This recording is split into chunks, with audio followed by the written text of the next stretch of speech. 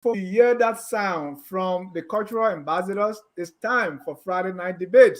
And we are going to be debating the issues that matter. With me for Friday night debate, we have G Talk, Glendy Jr., who she's preparing to be a co-host with Jerome Gilman. Imagine that. Glendy, welcome to the show. Thank you, Dennis. Hello, everybody. And Glendy is independent, even though Jerome doesn't believe that. Let's go to Momba Keseli. He is the Secretary General of ANC Youth Congress. Mr. Keseli, welcome to Friday Night Debate. Uh, Good evening, good night. It's good to be back here since I missed the last Friday. It's also good to see wonderful people aside from this edition, but it's good to be on the show. Thank you. And Mr. Keseli is a Cummins supporter. Let me Very strong welcome comment supporter. Mr. Amla Mame, a Gonglo supporter. Mr. Mame, welcome to Friday Night Debate. Thank you, Dennis. Good to be here again after I think more than almost 2 months of being absent. It's good to be back, especially with the topic to be discussed. Looking forward to uh, thought-provoking conversation. Based on facts, based on publicly available information, will provide tough analysis on the issues. Thank you, Mr. Mame. Let me welcome the unapologetic sedition. That's Mr. Jerome Gilman. He is the unabashed sedition and a supporter of President Weah. Mr. Gilman, welcome to the show. Thank you very much for having me on the show. I am delighted and buoyant by the successes that the president has enjoyed over the last week, beginning with the World Bank, hailing Liberia as a perfect example of what and how to build a health center, a health system. We also want to allow the president for the successful trip in Washington, D.C., and we look forward to hearing from him from the Middle East. Thank you, Mr. Gilman. Let me welcome Mrs. Weah A. Momba, an independent. Weah, welcome to the show. Thank you, Dennis. It's a pleasure being here. Hi to everybody. Thank you. We want to welcome all our viewers from across the globe. This is Debate Night Friday, where we're going to debate some issues, current issues that matter. We are also awaiting another sedition. That's Prince Sharif. His friends call him Weah Barian. So for tonight, we are going to be discussing key issues. Number one is the accident at the Rabos International Airport Highway. Very tragic accident. I can't show you the video. It's very traumatizing for me, but there's an accident there. Two, the home of Representative Yeke Koluba was attacked by men believed to be supporters of the ruling CDC. We're going to discuss that. Also, President Weah in the USA, there are a lot of unknowns surrounding his trip. At some point, people were questioning where is the president? It is believed that he visited the CIA headquarters. We're going to be discussing that. And we are still waiting. The former Vice President Joseph Newman Boakai's VP pick. There have been rumors. But why is people talking about the VP pick of the former president? Who's talking about the VP pick of Mr. Cummins, Councillor Gonglo, and the rest of the candidates? Why Mr. Boakai VP pick is so important? But we're going to discuss all that. Again, I want to welcome all of you to Friday Night Debate. And we've been doing this for some time now. Let me get your personal feeling about Friday Night Debate, how you feel about it, and what's the feedback you're getting. Let me start with Mr. Moba. Mr. Moba, Friday Night Debate, what do you make of it? The show looks good. Sorry, you're coming in broken. If you ask a question, I really didn't get it. But if you are asking about a debate, the Friday night debate, it is good. I think we set up a very good team for tonight, and I'm all fired up and ready to go into the conversation. Well, hey, what do you make of Friday night debate, and what's the feedback you're getting? Let's go around the room quickly. Well, I'm getting a very good feedback. Friday debates. Everybody can be watching. Even my kids would be like, "Oh, they saw you on FOL." So I say, "Yes, the Liberia CNN." So yeah, people are watching. To be honest. Mr. Mame, Friday night debate. The feedback is the host doesn't indulge into politics. They always create the platform for the people with special interests and political interests to express themselves and take their sides. The hosts try as much as possible to be independent, to ask hard questions. One other feedback I got is that the host or those who will come as hosts need to do extensive research sometimes on some topics, not all topics. Some of the topics, because the host doesn't have an opinion, so they just create the platform for people to talk. But in the event where the host will want to ask critical questions, like I got from one of my friends who studied together, he managed to see it one time on his YouTube, and then he sent it to me through WhatsApp. He said, "Oh, Amola, I saw you on this YouTube. He's from Kenya." And then we started to talk about it, and then he said, and he started following. So he watched two separate editions.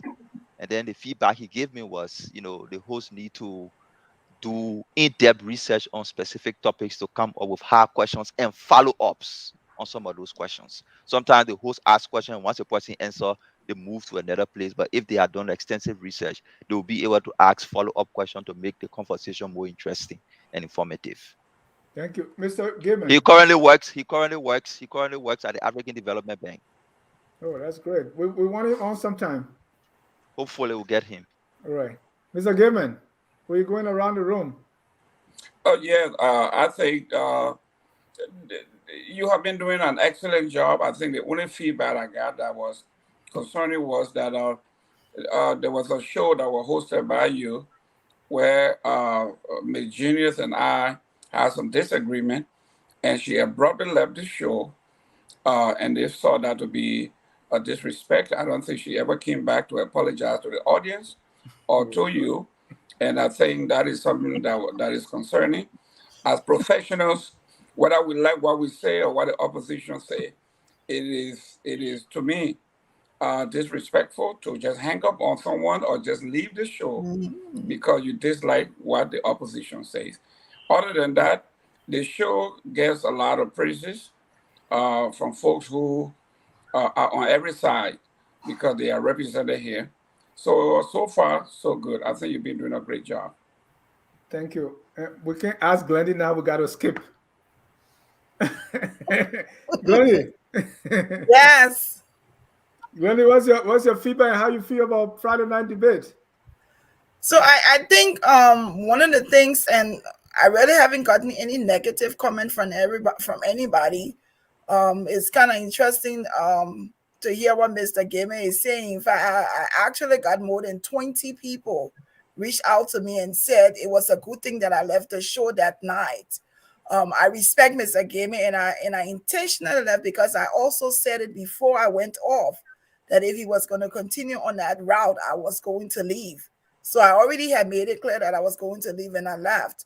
But I have not heard anything negative about the show. I think the viewers are very interactive. I think also that Dennis does a great job with the information, because there has been once or twice where I think I myself here was cautioned to probably get more information on issues. So I have nothing anything to the contrary of what's going on. I think one of the things is just because I'm very punctual. I think the only thing is that we need to start on time and end on time. And if we allocate time for the viewers, then we need to be able to ensure that we use up the time for them adequately. But I like the show. That's why I continue to be on it. And so far, so good. Thank you, Dennis. Thank you. Thanks to all of you that continue to be here and enrich the show. let's get started. It's Friday night debate. We don't have to agree. Let's get started with the accident on the RIA road. Very tragic, and I really couldn't watch the whole thing because it was very tragic for me and traumatizing. Even the same day when I was driving, I was still scared. But most of the time, things happen in Liberia is polarized. People are blamed, and all the 9 years. Let me start with Mr. Mame. Mr. Mame, the accident. Let's just briefly talk about it. What's your feeling, and what you think is responsible, and how can we avoid such calamity? It's a tragic situation. We regret the loss of the lives. Those were, I saw young people, very young, who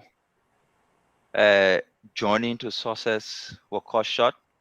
They will never have the opportunity to, advance their career. They will never have the opportunity to make a family. They will never have the opportunity to make love, with people that they love. Everything just ended. Accidents happen all around the world, even in the greatest country in America and every other places. With all the best systems in place, we experience accident. That's the reason why in fact it's called accident, because it's a mistake. But what these countries do is that they learn from mistakes. When these accidents occur, they conduct studies, they conduct investigation, and try as much as possible to prevent reoccurrence or to reduce the incidences of accidents. In America, because people realize that there are high rates of trucks moving among people, they try to, I don't know whether it's by law or by practice. Most of the time you see the trucks, they are parked and waiting for late evening when the traffic, reduces to be able to move. That was a strategy intended to reduce the frequency or the incidences of accidents, or to even reduce casualties when there is an accident, because there are limited cars on the road the trucks can ply. We've talked about it in Liberia over and over. We make these accidents occur, police investigate, policymakers are not taking action to reduce the incidences. They are not taking action to avoid reoccurrences of some of these things. Before 2017, we knew that there were accidents in Monrovia a whole lot because the motorbikes were plying along the same route with commercial vehicles and private vehicles, and because the roads were limited, the roads were small. So there were high incidences of accidents with motorbikes because they were plying the main streets. Policymakers decided to restrict the movement of tricycles and motorcycles, and we saw a steep decline in the incidences of accidents because they were restricted to community roads that are not always occupied. They are not always busy. But right after 2017, the policy was reversed. Motorcyclists, everybody jumped in the main streets, flying the main routes and competing on small roads. The accidents continue to increase. You can technically say somebody is responsible, except for the lawyers who can find way to shift, to find legal basis to shift responsibilities. But what we can say for now is that the policymakers in our country continue to pay the people. They continue to sit idle and allow these things to happen over and over and again without taking corrective measures to avoid them or to reduce casualty when they happen. If you keep motorcyclists on certain streets, if you keep them in certain location, if you ask trucks that are moving, continuing trucks to only travel at certain time when the streets are clear, by some means you can be able to reduce the incidences of accident, or when accident occur, you can be able to reduce the casualties that you experience. So some of these things are happening. We see it 10, 15, 20 years. We talk about it, but nobody taking action. And that's why I say the policymaker continue to fear the people.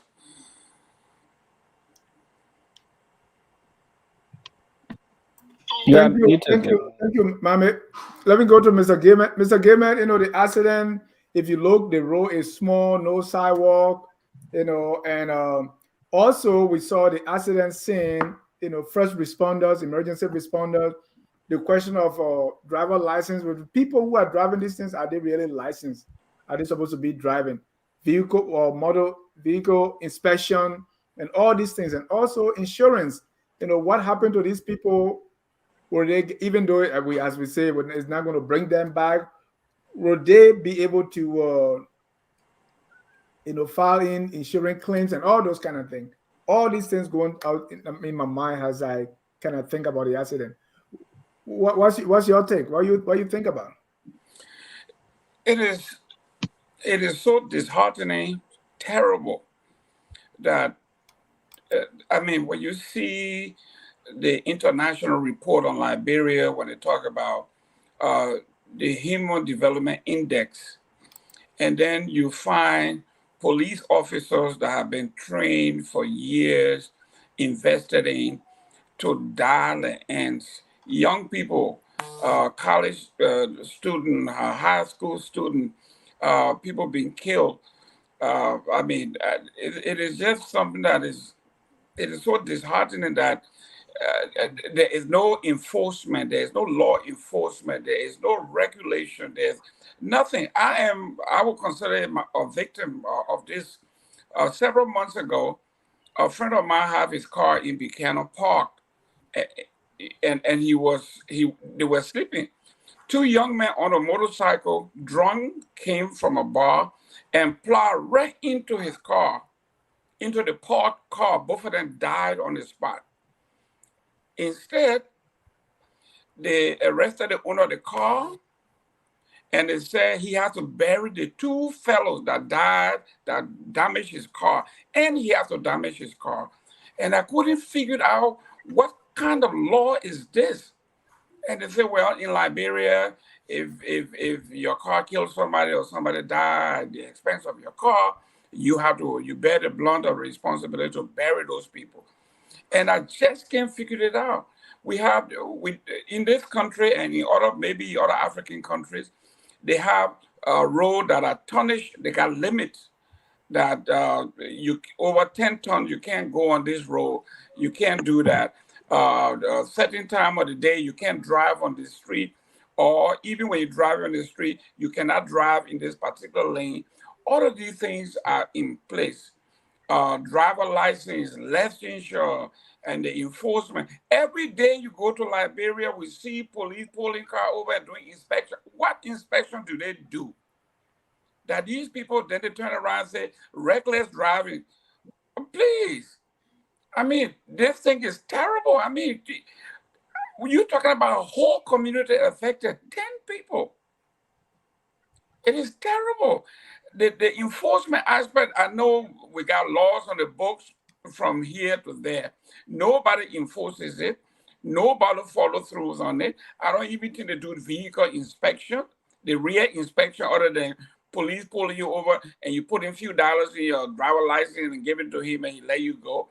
That's not inspection. We don't even know whether they have driving school and mandatory driving school. None of that stuff is being checked. Mr. Jai, when you talk about it, I mean, I'm so angry. I'm so angry, I don't even know how to discuss it, because every Liberian should be pissed off. This is unacceptable.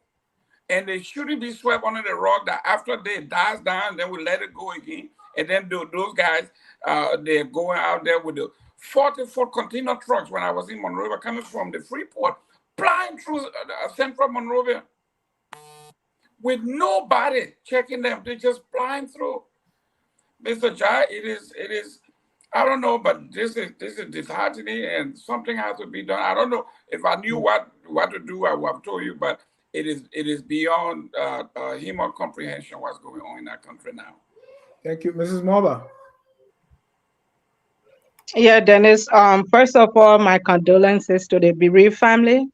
Some of the people died were breadwinners for their families, and some of them were the only children for their parents. So it hurts so much to see young people die unexpectedly at this point.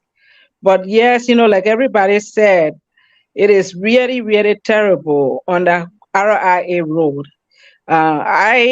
I can bear that witness. When I went to Liberia last year, I got in town in the evening, I think about 7 o'clock, and leaving from the airport to go to my house, I was panicking.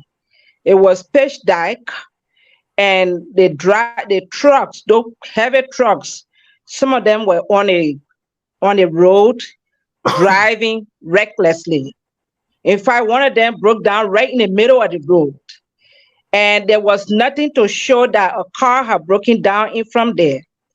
Instead, they were using a telephone, the cell phone light, mobile phone light, to fix the tire in the middle of the road. So it was really surprising, and not a single law enforcement person that I saw. Now somebody could have just ran into the truck and killed people. So, people are very reckless. The laws are there, but they are not being enforced and causing a lot of loss of properties and human beings. So I think the drivers, most of the time, they are responsible. Some people are drunk and taking trucks. There's no specific route to let trucks apply, but you have people driving on a tiny RIA road with these heavy trucks. People have been dying for years, and we still do the same thing. They still do the same thing in spite of all the accidents that we've been hearing. Most important, people dying on the road, but they do the same thing. And so I think they need to step up a little bit. Those who are responsible need to step up to the plate because Liberia is hurting. That road is a death trap. People need to do something about it, otherwise we are not going anywhere. I'm so sorry that all this is happening over and over.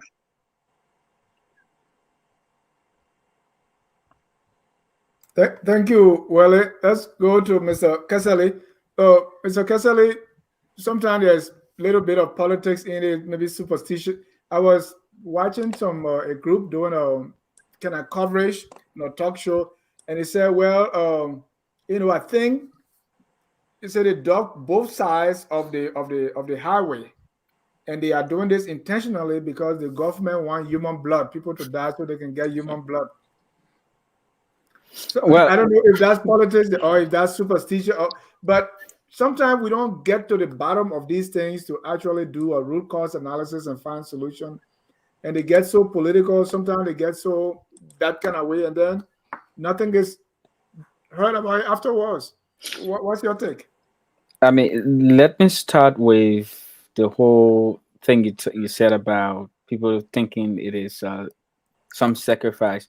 Uh, Look, we cannot divorce ourselves from being Africans, and obviously there's voodoo in Africa and in Liberia, and people practice dark magic. So you obviously should not be surprised if people make comments like that. Uh, since I'm not knowledgeable in anything like witchcraft or wizardry, I will not go deeper. Those who have some knowledge, maybe they know where it's speaking from. But in terms of real life, what has happened is a clear display of witchcraft or wizardry. I mean, like, the fact here is that the roads have been like that for a very long time, way longer than the project period. They dug both sides of the road. It's very terrible to drive along that road. I drove along that road many days, and oftentimes at night, I normally used to drive in the middle of the road because you never know. It's always pitch dark. You never know when you can veer off the road, which is very bad. I mean, the government should have done one side of the road, leave it, and then come to the next side. You can't just have both sides removed like that. I mean, look, I live in America here right now, and the people are doing road construction, but I don't even see it. I want to get up in the morning and I see some paths done already. They close few paths, and we still move around. They don't shut the whole country and put people's lives at risk. But let's forget about the road. Talk about the systems in that country. The police fail to perform her duty. These police officers, and oftentimes when we say, when your neighbor's house is on fire, don't celebrate because it may extend to yours. That's what has happened. I feel very bad for the loss of lives among the police officers. But the corruption in the police system, the police force is so rife. That is what has led to the loss of the lives of 4 persons, and I hope it doesn't increase. It is very despicable. People are driving defective trucks and vehicles in Monrovia. 95+% of all the trucks in Monrovia do not have brakes. I'm telling you this. 95+% of all the trucks in Monrovia do not have brakes. The guys are driving using gears. Very despicable. Most of the transport buses in Monrovia do not have brakes. And the police does nothing. All they do, show him drivers, give them something, and that's it. And now you see, they put their own lives at risk. They put the rest of the Liberian citizens' life at risk. Yes, look, and this is not only unique to the CDC-led government, right? But unfortunately, partisanship is more prevalent in the police today than it was in our contemporary time. And that makes it difficult to put in place structures and systems that people can live by. Because if a driver is a CDC supporter and he violates any traffic law, you go to the police headquarters and a CDC police officer identifies him, that driver walks away. So because of that, everybody got somebody. It just ruined the whole system. It puts every one of us lives at risk. Accidents can happen everywhere, but the rate and the prevalence in Liberia is high because we don't inspect vehicles. In fact, most of the drivers are not trained. Most of the drivers get their driver license illegally. They do not even go to the transport authority to get their driver license. They sit at their homes, and because they have money, they get driver license. No training, no screening or whatsoever. It's just despicable. And when these things happen, we will cry right now. We'll talk about it. I can tell you nothing will happen tomorrow. Unfortunately, something like this will happen again because there is nothing that will really be done to change or to institute measures to make sure something like this is reduced. You can never avoid accident 100%, but you can put in place systems and structures to ensure that the occurrences are reduced to the bare minimum and you can provide safety for people in the public. But this is so sad. I feel very bad for the families that are hurt in this whole incident. But again, this is another proof that the whole government is not working, the structures in Liberia are not working, and our people are living at risk. Thank you, Glendy. And with everything being said, the contribution, we also see the issue of public safety. Do even the people take that seriously? Or do we even know that, say, if I'm on a bike, that I need to wear a helmet to protect myself? If I'm in a taxi, I need to have a seatbelt. Safety measure, even as a human being. People are living as if we are, in a stone age. So I know there's a blame to go around, but let's look at safety and the people own education about how they can keep themselves safe sometimes. I think also and it's such a terrible tragedy all around. Quite a few persons had sent me the video and I tried watching the beginning and I just couldn't watch it. And I tell you the truth, it was so difficult for me to be able to even go back to sleep after seeing that. I know I want to talk about the safety thing, but I also want to highlight here that I think our focus has drifted in a way that when you see tragedy, it's almost like your attention is diverted to where is my phone? Where is the video? Where can I take a picture? How can I upload it to Facebook? It's almost like, and that's what made me sad for this incident, is that the way it happened was tragedy, was a serious tragedy, but it's almost like people were focusing on sharing the information immediately to Facebook instead of saying, what could we do collectively? So where's the human side? There's a lady who shared a post about a little boy who used to be a rock crusher, and she was able to get him into school. Unfortunately, he was one of the victims. He was the one that actually got burned there. It's kind of sad when you talk about safety and looking back at our culture and where we've come from. My grandmother used to say drastic disease needs drastic cure. Sometimes it has to be, you have to continue to drill things into people. You have to continue to tell them over and over to do it. But so it's like in the Liberian society now, who's doing that? Who's following up on that? We're hearing the focus on cars in Liberia is on having fire extinguisher in the car. But are we even focused on if the brakes work? Or yeah, in America, if your brake's not working, you gotta find a way to fix it before you can pass inspection. What is it? What is listed in the inspection? Do they do yearly inspection? Are they checking these things? It's like, and then also when you look at the role, when I started the G Talk show, one of the things that I did for almost 3 months was every day to highlight RIA. And the reason I did that was because I lost my classmate on that road. Ada Lawrence, today happens to be his birthday and the day that he died. So it's like so many people have lost their lives on that road.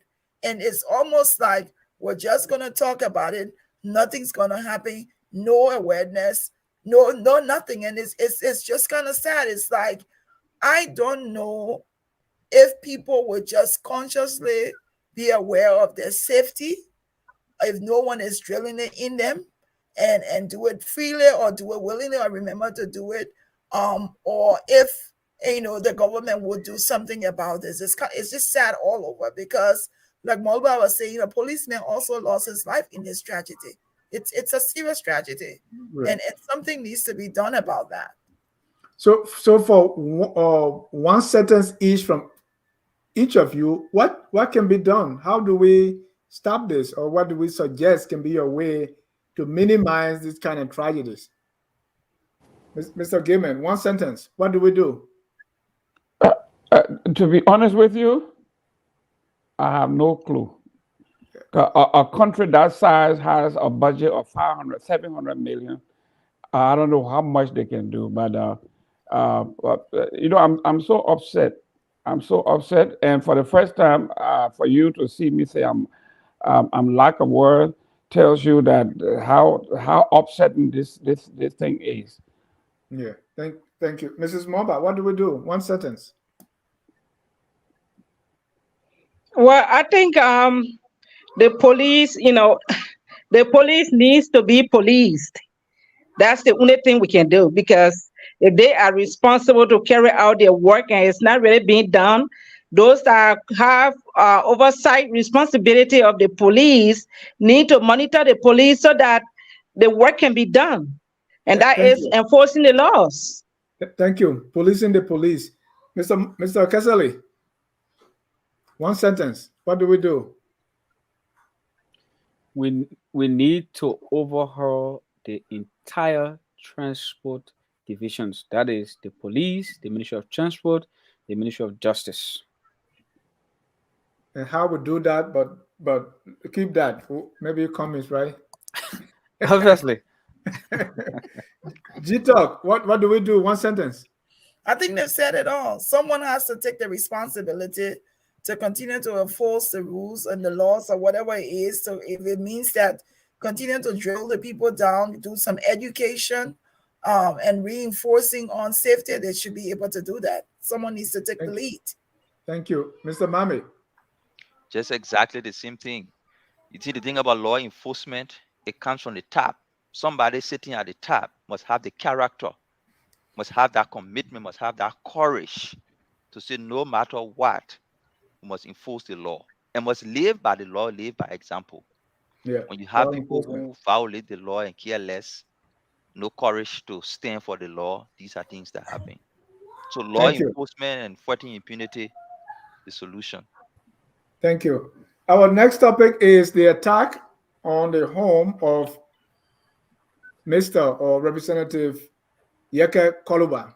It was reported, the video is on Facebook, that some youth believed to be CDC supporters went to his house, and there was all kinds of things done there. And the police went there, say the crowd was coming back and all that, all the 9 yards. Mr. Kessley, let's start with what's going on with Mr. Yeke, Representative Yeke. Is his actions invoking this thing? Are people targeting him? And the police is playing blind eye. What is going on with Mr. Yeke? Is he inviting trouble on himself? He's the one who is most of the time very vocal, sometimes using profanity on the president or a government official. Is this why? What do you make of this whole Yeke thing? Thank you so much. Honorable Yeke Koluba is obviously a very vicious critic of President George Weah, and he gets under the skin of the president and citizens alike. But we live in a democracy. If we believe he's violating any laws in Liberia, we should take him to court and provide him a safe space where he can face justice. Unfortunately, since Joshua became president, Honorable Yeke has been a target. This is not the first incident. Several times his home was attacked by armed police officers and citizens alike. So it keeps happening over and over and again. It is unfortunate what he's facing in Liberia. All he has done is to exercise his democratic franchise. He has not broken any laws. He speaks his mind. If you believe he's broken a law, take him to the court. We cannot use violence as a means of silencing people and attacking people. Gone are those days. And we should not expect every Liberian citizen to support George Weah or to support us, regardless of who we are or where we come from. The essence of a democracy is to ensure that everyone can have a say. That does not necessarily mean that everyone will have the will, because in a democracy, the majority have the will. You are in power. You cannot have soft skin. You have a president who runs Liberia, and you don't want people to be critical of him. That is exactly what Honorable Yekeh is doing, and that's the only crime he's committed, to be Thank a you. critic of President George Weah, and so they do not want to see him live in a safe space. They've tried to run him out of the country, but he's extremely brave, and he's standing up to them. And we have to all protect him. And this goes to citizens too, because look, if you don't protect Honorable Kolba, when you are in the opposition and people come after you like that, what do you expect? Thank you. Let me go to Glendy. Glendy, that this whole thing of youth fighting and being, throwing stones and all that, taking laws in their own hand is getting so prevalent in our country now. Today's is Mr. Koluba, tomorrow be somebody else. But has Mr. Koluba become a nuisance? I don't know if I would describe him as being a nuisance. Everybody knows Yeke. Everybody knows how he reacts. Everybody knows what he does. If the government of Liberia feel that what Yeke is doing is against the law, then hold him accountable. I think we need to be careful, because when you compare this to what happened with the LU students, so when is it okay for people to throw stones and when it's not okay? When is it that the government will focus on what is being done to Yeke? It's wrong. Why is it okay for it to be done? Whether he's disruptive or not, why would it be okay for them to constantly harass this man? And then when he reacts, they don't want his counter reaction. They say, oh, Yeke is crazy, and Yeke is this, and Yeke is the other. Who's stopping it? Who's taking control of the situation? I mean, this can be compared to what happened to the LU student. It's like people beat him up. Nobody said anything. So we heard students were held accountable for the first day. Some people were arrested, and that's it. And this continues to happen to Honorable Yeke Koluba. If you feel, or if the government feels that what he's doing is disruptive and is wrong, then take him to court. But how do you feel? I don't feel what he's doing is wrong. I think he's exercising his right. I may not like his delivery.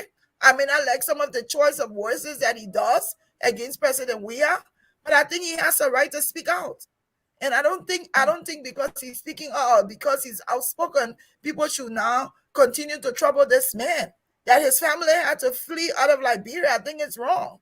And the government should not ignore what is happening, because it could be happening to someone else who is not a critic of their government. Thank you, Mr. Gilman. Has the authority emboldened young people to take laws in their own hands, as we saw on LU campus, as we saw on July 26th, the beating of Mr. Susuli, and also as we saw on in the yard of Honorable Koluba? Well, I think the whole thing is becoming very comical here.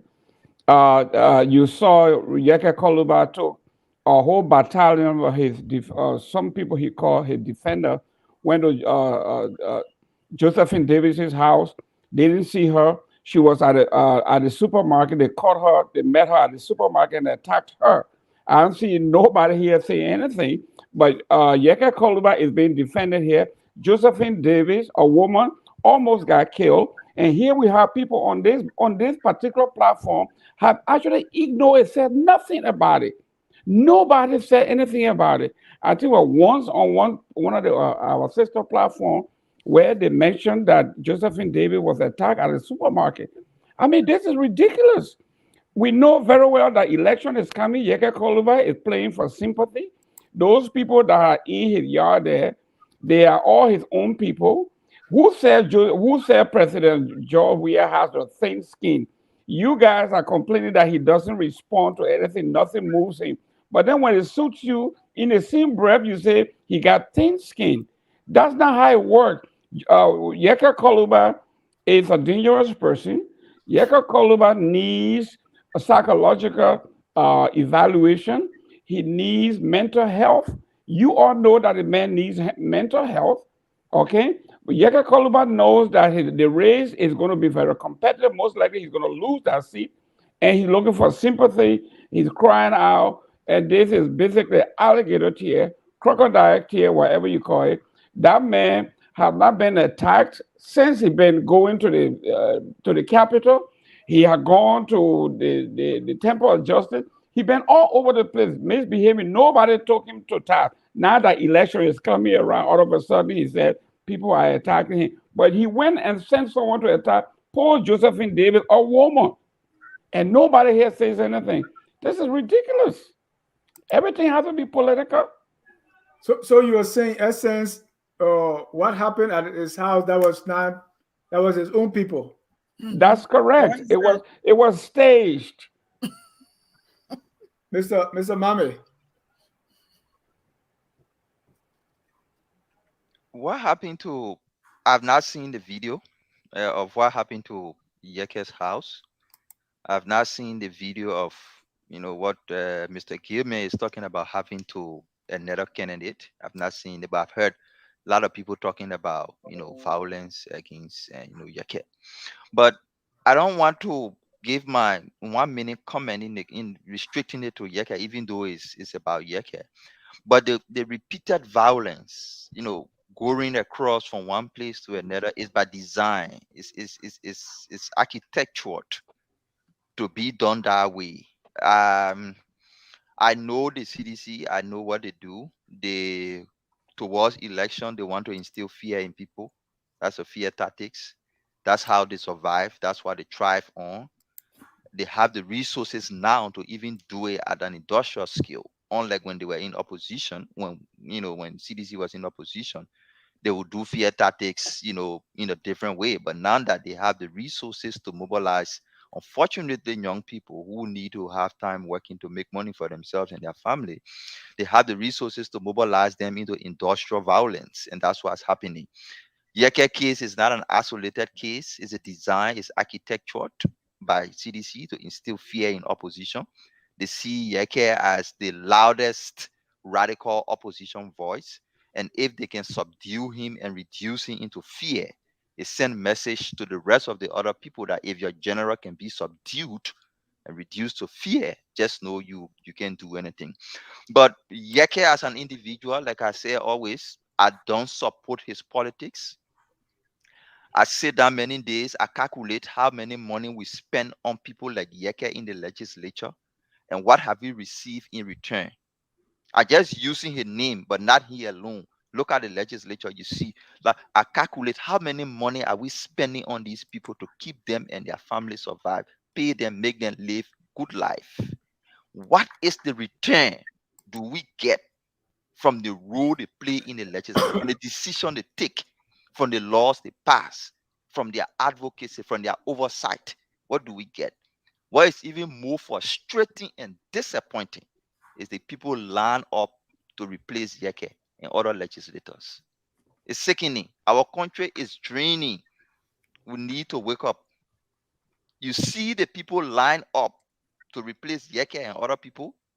it tells you that we're reversing. Thank you. Thank you. Mrs. Momba, Yeke's language, and he sometimes, not just the president, but other people, including women, right? So with that kind of language, nobody's inviting him to be, for people to take the law in their own hand and attack him. But with that kind of language for a legislator, what really are we teaching other people? Well, I may not as a person like his language, but if you look at a country, there are many Yekes in the country. There are people. And I like, before you continue, I like being political. Oh, I might not like his language. Do you like his language or you don't? It got to be one. Well, I do not like his language, all right, but he is discussing issues most of the time. Most of the time, those things that he says are facts, but expressing them is where sometimes he falls short. But like I was saying, there are other people that understand the kind of language that he uses. And so because of those people, probably most of whom elected him, he is using the kind of language that they all listen to, that they all hear. But it's like creating more problem by going to his home to attack him. As long as he's not going out there to hurt people, whatever he says should not be reason why people get upset. Because most of the time, President Weah does not really respond to people. But it is people that are close to him or that support him, even on the Facebook. Once somebody says something, they will start ringing insults. If the president is not doing that, why would you want to kill somebody for that? So just leave Yeke, let him be Yeke, and that is not taking away anything from the leadership. The president is doing his job. So whatever Yeke says, doesn't say should not be reason why we will create tension in the city. Because like people most times say, if you're in a glass house, don't throw stones. Yeke is not the president. If you start anything, it's the president that's going to have to fix it. So it's not going to be Yeke. So people need to focus on the big picture and don't be bogged down with what Yeke says or does not say. Thank you. So to close, the issue of attack on Yeke's house and Yeke's language, these are not isolated cases, right? Because we see the same language or the same kind of talk, and those are the people that get attention in our politics. We also see attacked people taking law in their own hands, and if they are supporting the government, there's just sometimes there's even not a slap on the wrist. Where is our country leading, Glendy? You just reminded me about something. So you have seditions here also when you're talking about Yeke, you have seditions also who will read insults on Mr. Cummings or read insults on VP Boakai. Why is it okay for them to do that? Why is it okay for anybody to read insults on anybody? So if it's wrong for them to do it to Yeke, it is also wrong for Yeke to do it to them and for the other people who participate in this. I don't know where this country is heading, but what I know is if people are constantly attacking Yeke or continuously going to his home to attack him, the government needs to stand up and protect him. He is still a citizen of Liberia, whether he supports or whether he does not support the government. He still should be protected, and he's a sitting law mayor. Why is this allowed? We all know the stories about Yeke doing and getting paid. We know about that. So why is this allowed? Momba, when is this all going to end? When are we going to have civility in our politics again? Look, again, the CDC is primarily responsible for what is happening in Liberia. The President George Weah, is responsible for what is happening. This were happening before President William. So No, they are becoming more prevalent. Attacks on people who criticize George Weah. This is becoming prevalent. Look, if you want to have a peaceful society, you have to ensure you apply the law to everyone, regardless of who they are, where they come from, or who they support. I cannot say some of the things Honorable Yeke Kolba can say. I would never say them, right? But in a democracy, he's member of your party.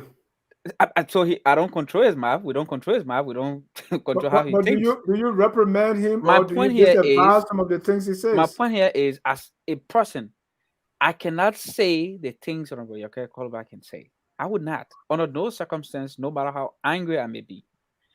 But you see, President Weah is doing things that directly hurt us as Liberian people, including Honorable Yeke Kolba. Sometimes he's deprived of his allowances and his salary. Thank you. He has to Let go me to court. answer When Mr. Gilman quickly when before you we use the move law on. like in such a way, you Mr. create the Gilman, room please for such a adjust your thing. camera. Mr. Gilman, people are saying the president is doing worse things than Yeke cussing, right? When the highway is so bad that people are getting killed, when the road to Sino is not pliable, when people are not getting paid, when data is being harmonized, these are more critical than the insult of Yeke, and these are life and death issue compared to what Yeke is saying. I mean, this is what I'm saying. It's so comical.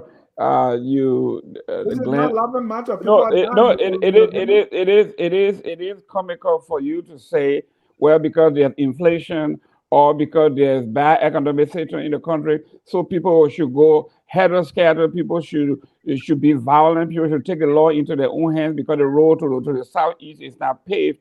I mean, it is No, I very, mean very those are more disingenuous. serious issue than Well, Yeke causing somebody to. but listen, anybody who want to put those two things into the same conversation means that this is not a serious conversation, because we know that the president is paving the road to the southeast. We just shared a video of the road to Kawakan, the road to Sacramento, the road, all the roads that the president on the country, the south of Liberia, $700 million. And the little country I live in, 300.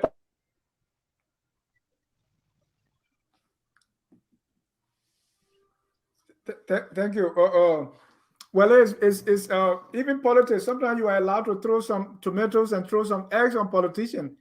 If you compare what Yeke is saying compared to the way the country is being run, which one is more serious? Cussing, or what?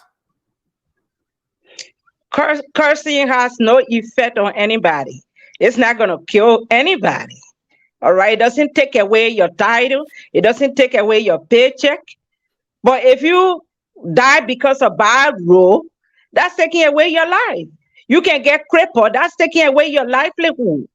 So there are other important things. Now, if you are not in school because your father is not getting paid, even though he has a job, that's something to worry about. These are very serious issues that we should be focusing on than Yeke using profanity.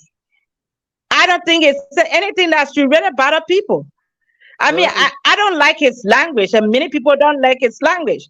But he has people that like his language. He has people that understands where it's coming from. So as long as it's not going to take anything away from people, especially those in authority, they should focus on their jobs. Thank you. We can, Mami, for a minute, I want you to let's conclude on the Yeke thing, because when it comes to the standard, really is kind of coming down little by little, right? Because these are the things now that people gravitate towards. If you are using the kind of language that Yeke and even other talk show hosts are using, if you are being, so the whole idea of lawmaking now, sometimes we don't even see it. And that's how the politics has become in our country. Exactly. How do we reverse this trend? That's the sad thing. How do we reverse it is to not have talks. in power. Do not allow talks to sit in the executive mansion. Do not allow talks to sit in the legislature. Do not allow talks to have access to, state resources through government position. What you do to these kind of people is you rehabilitate them. They are very important. They play important roles in society, but they have to get to a certain level of understanding before you can entrust them with state resources, before you can entrust them with government positions that expose them to resources. That's the way to do it. But the difficulty is, who are those making the decision on who goes to these positions? Who are those electing? So it is by design that politicians want young people to be desperate, unemployed, without jobs, so that they can easily manipulate them anytime. If a Kyle Gray wants to get 500 or 800 people behind him to go on the university campus and cause havoc, it doesn't cost him up to $3,000 to do that. That's what he wants. But if you have a conscious society, nobody will wake up in the morning and jump behind a representative to go on a university campus to cause havoc. So it's a complex situation that we can easily find solution to in 1 minute on the show, but at least we can give our opinions as we move to the next topic. Thank you. And the next topic is the former Vice President Joseph Newman Boakai. Why you keep pushing the CIA thing behind? We're saving the best for last. Okay. Mr. Boakai's VP pick. Why is this an issue? Why is this a concern, Mr. Mame? Why people keep talking about it? He's not the only one who has not picked his running mate. I think Cummins is waiting, in Liberia, gets on the court tape play. Cummins waiting for Boakai to pick his running mate so he can eat from Boakai tape play. That's why he has not picked and announced his running mate. Your Kennedy has not picked his either. Mr. No, Gonglo has picked his running mate, except that he has not announced it. Okay, who's the running mate? No, so but he will announce it. But then he hasn't picked because we don't know. Yeah, he has not. No, don't say he but how do you know? Hold on, Lenny. Cummins has picked his running mate. He has not announced it. That's all. So don't say yeah. Cummins has picked his running mate, but he has not announced it. No, Cummins has not picked his running mate because I listened to Cummins recently. He said he set up vetting committee. The vetting committee is supposed to be reporting to him at the end of April or early May. So what you're saying here is contradicting what Cummins said. No, he said it on the SK. He said it. He said it on the SK show. Yeah, that's true. Mr. Cummins has not picked his running mate. And I said he has not picked his running mate because he's waiting to eat from Boakai tape. No, I made that statement as a retort to what he was insinuating, that Gonglo has picked his running mate, but he has not announced it. I mean, that is nothing. He's done nothing. Absolutely nothing. That's how you feel. Yeah, but that's the truth. Until you announce it, and you've done nothing. I mean, like, really? You expect us to become soothsayers now? Mr. Kessler, why is this pressure or this high anticipation for Mr. Boakai to pick his running mate? I mean, high anticipation especially coming from the ANC quarters. I hear that a lot. I don't. Because they want to take your tape play. The question for me, I don't know why. For a certain reason, Mr. Mame, people in the United Party, and a lot of Liberians see Mr. Cummins as that barometer to measure good governance, good leadership. So we understand that that's a blessing to a certain degree. People believe the kind of decision Mr. Cummins will make will affect who other candidates will pick. So they are worried. They want Mr. Cummins. Is that why he's waiting till May? Give me a chance, please. Give me a chance, please. I mean, I'm coming to that. Okay. They are waiting to see what kind of decision Mr. Cummins will make. So either they'll bash him or attack him, and then they use that as a barometer to determine who becomes their running mate.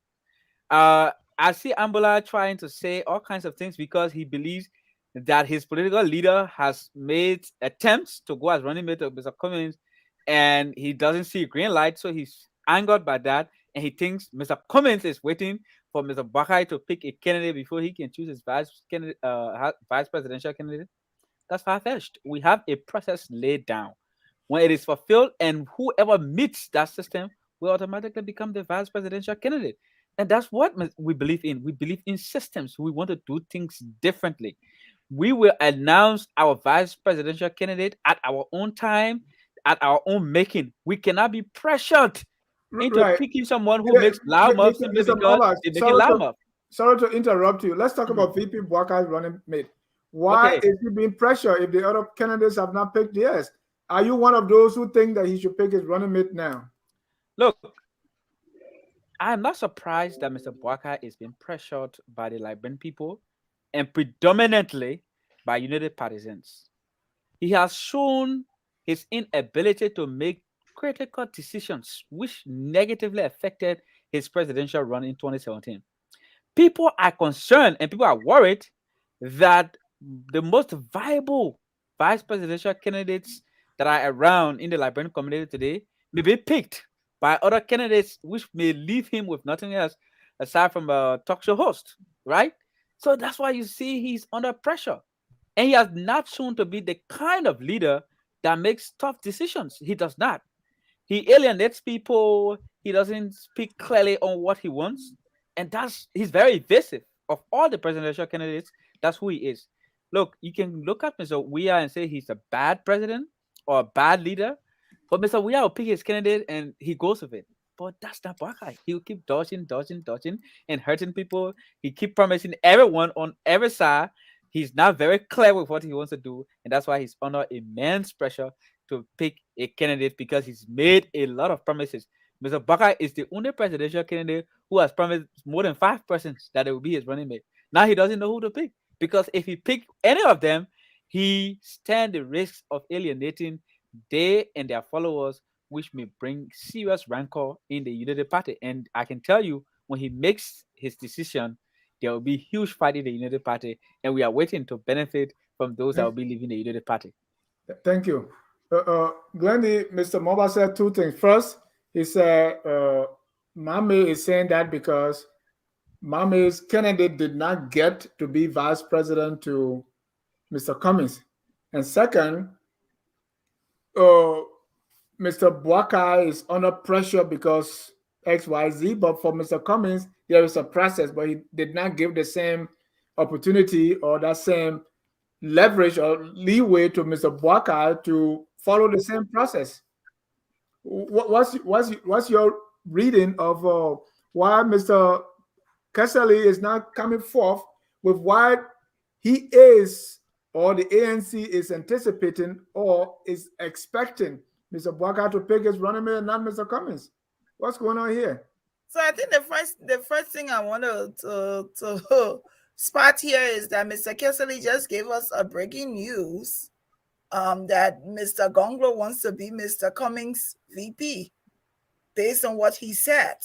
I think to all the political parties and all the presidential candidates, I think it's pretty late as to why we do not know yet who the VP candidates are. And I think I feel that whoever, whether it is Gonglo's pick, Boakai pick, or Cummings, to include Magdala Cooper, who is running, I think that whoever picks their VP pick will be, I've described it as that person will be able to make some changes to the dynamics that we currently have. I think they need to hurry up and tell us who it is. Now, whoever they pick, who they haven't picked, I hope they learn from what's going on with VP Boakai currently. So and the sooner they do it, the better it will probably be. Mama is saying that, oh, Gonglo has already done it. Maybe that's in-house, but we don't know about it. We can say that we don't know that he has picked anybody, but I think they need to, it's almost like everybody is waiting on Boakai. And Boakai too, probably, it seems like, based on this week's incidences, he has not even made up his mind yet as to who's going to be his VP pick. Why is everybody waiting on Mr. Boakai? Why? Well, maybe it's because he's the elderly person in the room, and he people are not waiting for him. I mean, people have their own processes laid down. I mean, yeah, maybe people, like he's saying, maybe they have a time frame as to when they're going to do it. Maybe UP people seem to be the leading political party. They've been there longer than these other people, and so I would take that. I would, if I was in the Boakai camp, I would take that to be some credit. They're giving us a leadership that they're waiting for us to lead in this route. But it seems they are like not they're not even admitting. They taking are it not up. admitting that. They are not admitting that the pressure is only on Boakai, and they are going. So are they admitting that this is the big man, so he should pick first before we, maybe in the words of Mami, get the tipping? They're not admitting and they're not saying anything. We don't know why they haven't said it. I can So I just want you to tell assume. me why you think. Dennis, I want your I view. don't know why. I don't know All right, why. let me go to Mrs. Momba. Mrs. Momba, why is this pressure on VP Boakai? Well, I want to believe that I listened to a talk show host this morning, and the hint I got from there is there are names that are being submitted to VP Boakai, and he has to choose from those names. Now, so it is kind of critical. Who is he going to pick or who he's not going to pick? It's going to create a problem if he does not pick certain people that probably have influence and maybe do not meet the qualification or the kind of qualification he's looking for uh, in a person that should be his VP. So he's kind of careful and still dragging, waiting and seeing. Everybody playing wait and see games. While the other people are waiting for him, he is also waiting, not trying to make mistake, but at the same time is going. So everybody's, playing wait and see game. But do you think Mr. Boakai brought this upon himself? Number one, he said the last time he picked his running mate late, that was in August. So this time he was going to do it sooner, by January or February. That time has passed. Also, Mr. Boakai has not given us any hint as to the process to say, well, this is the timeline of my VP pick. So do you think he brought this upon himself?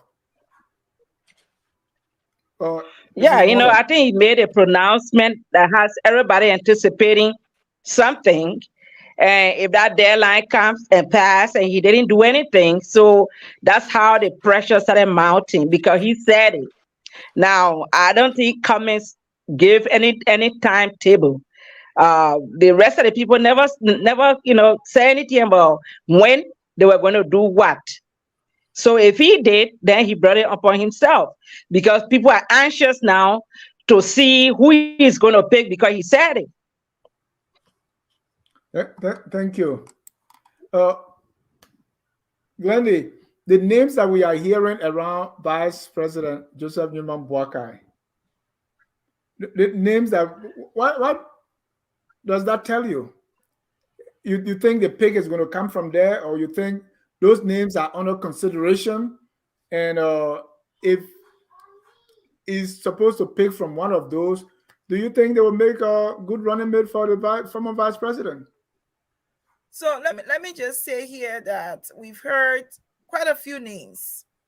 We heard about Yomblikanga Lawrence, we heard about Jeremiah Kuhn, and of late we've heard about Henry Costa.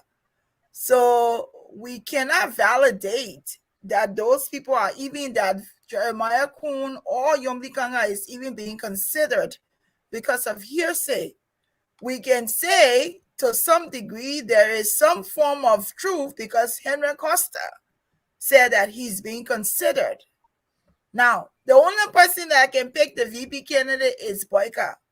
I think when you have someone coming out and saying that I'm on the list, it exposes us to know that there is not a decision being made yet. Boakai has not made any decision. I've never seen in all of my life or in my whatever political life or whatever, knowing politics, where someone will come and say, oh yes, they're considering me to be the vice president, and then the focus is diverted to that person. That's not to say that all of those people that we are hearing their names that they're not qualified. That's up to them and that's up to VP Boakai. But I honestly don't think that VP Boakai has made any decision. We can assume that based on all of the noise that we're hearing, that there may be some tension and confusion in the UP camp based on what we're hearing, but I don't think he's made a decision yet. But you think those three persons are in consideration? It's possible. I mean, we've heard about Yombly for a long time. Of late, we've heard about Jeremiah Queen. Some people have linked it to it being the reason why Prince Johnson is no longer aligning with seditionists or the CDC camp. It's possible. But the only person who have come forth that I've not heard Yombly say, yes, Phoebe Boakai is considering me. Neither have I heard Jeremiah Kuhn say that. The only person that I've heard say is Costa saying that he was considered.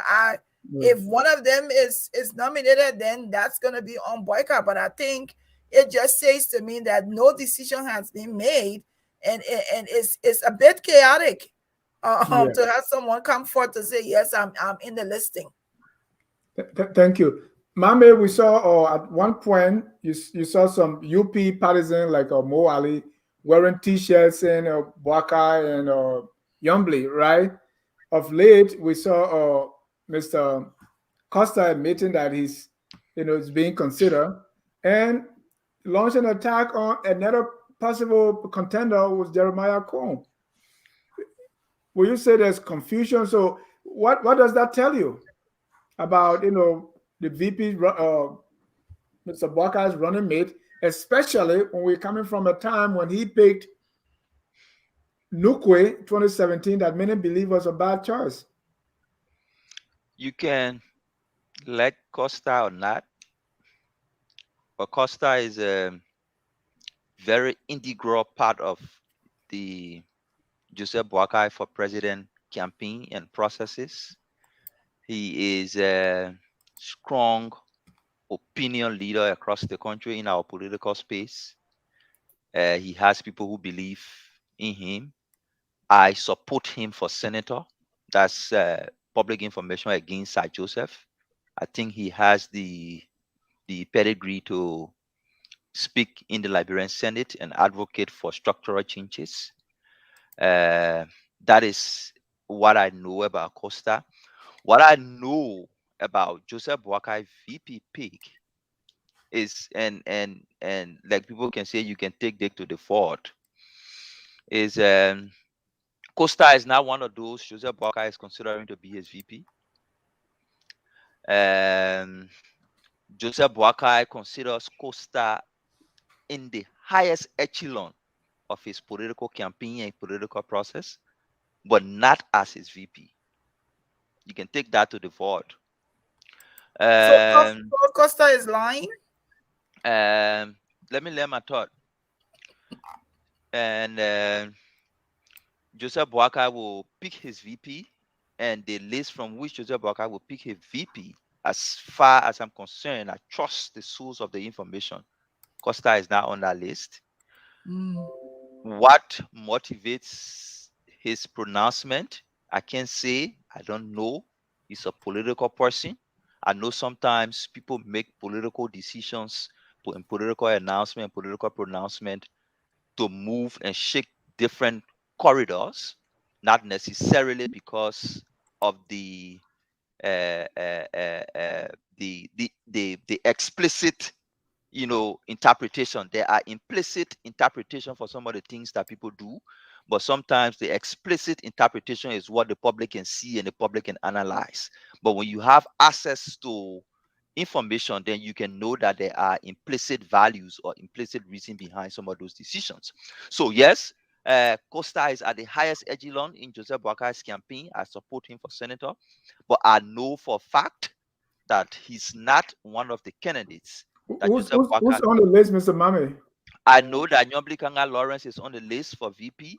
I know that Jeremiah Kuhn is on the list for VP. I know that Kofi Woos, that you don't know, is on the list for VP. I know that Nyamaten was on the list. Nyamaten from Nema County was on the list, but he's dropped. So the list is now with Kofi Woos. The list is with Nyombli Kanga Lawrence.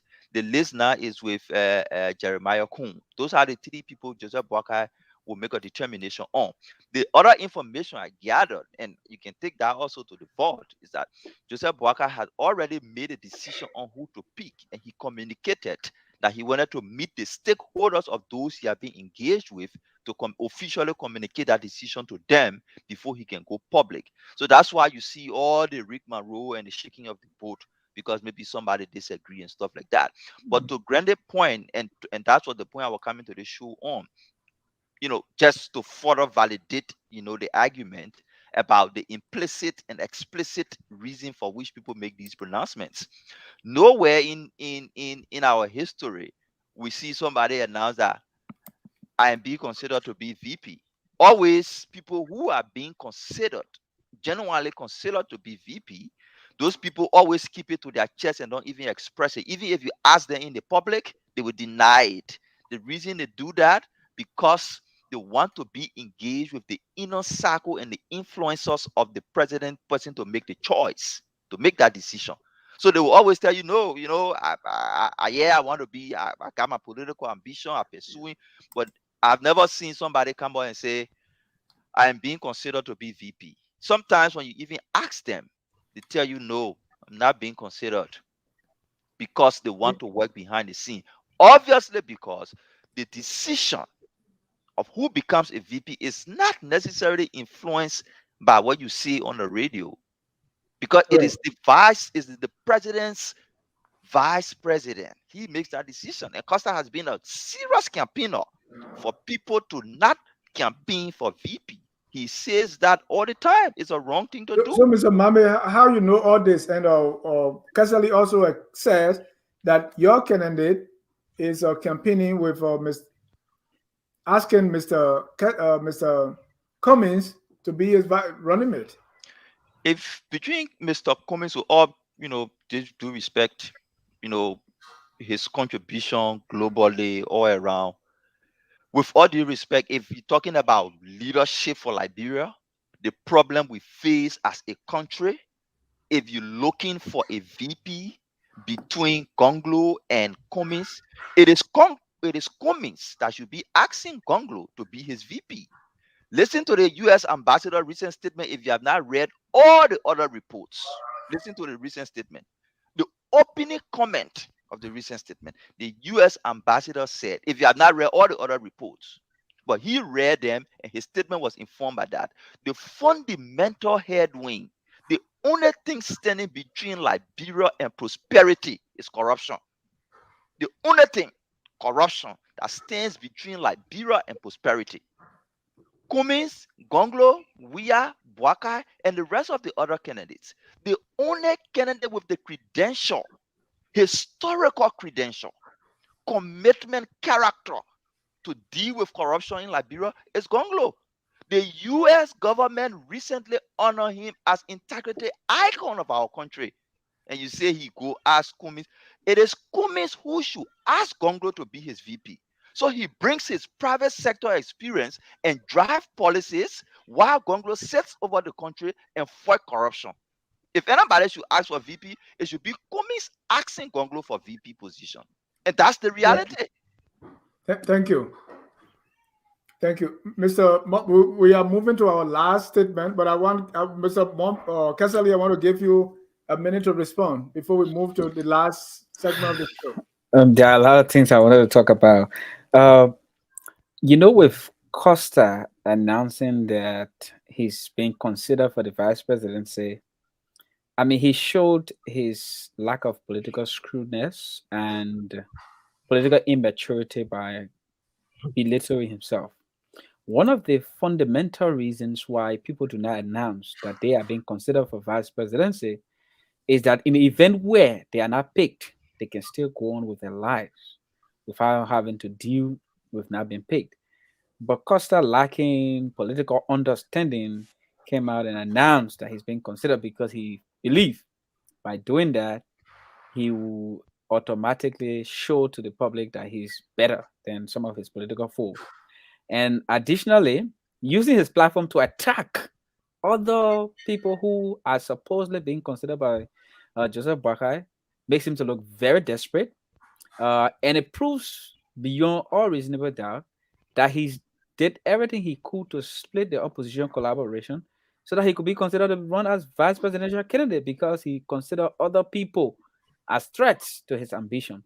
So for Costa, it's just about him and no one else, and he will kill or destroy anything just to make sure he gets the pick. But let me respond to Ambulai's wishful thinking.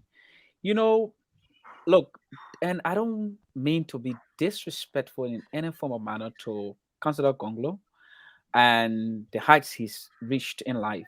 He's a great man, for all that matter, and I do regard him a lot. And if Mr. Cummings wasn't running, he would be someone I will strongly consider for the Liberian presidency.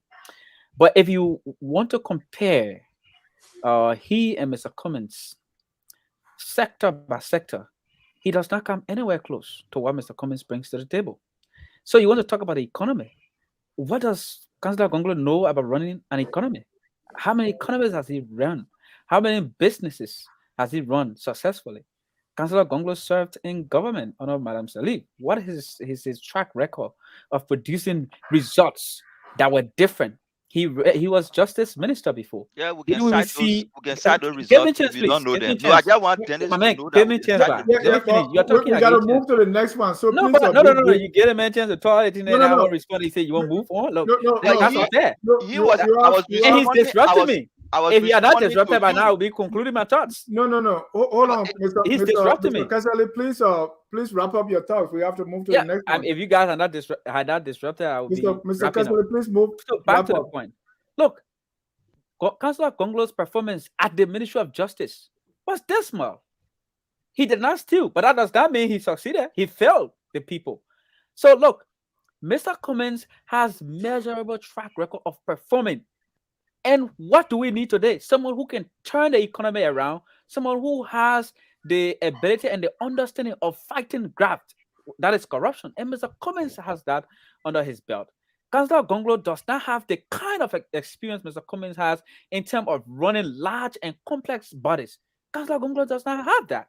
So that's why he is in the conversation. He's being considered, or he wants to be considered for the vice presidency to Mr. Cummings because he knows that both of them having great integrity, working together, Mr. Cummings running the economy, and he trying to stand in the fight against corruption will make a successful government. So that's not a bad thing. Both of them on the ticket, by the way, will be a great pick, but Mr. Cummings obviously has to hear the ticket. All right. And this set the stage for a debate between the two of you. We'll organize that, Gonglo versus Cummings.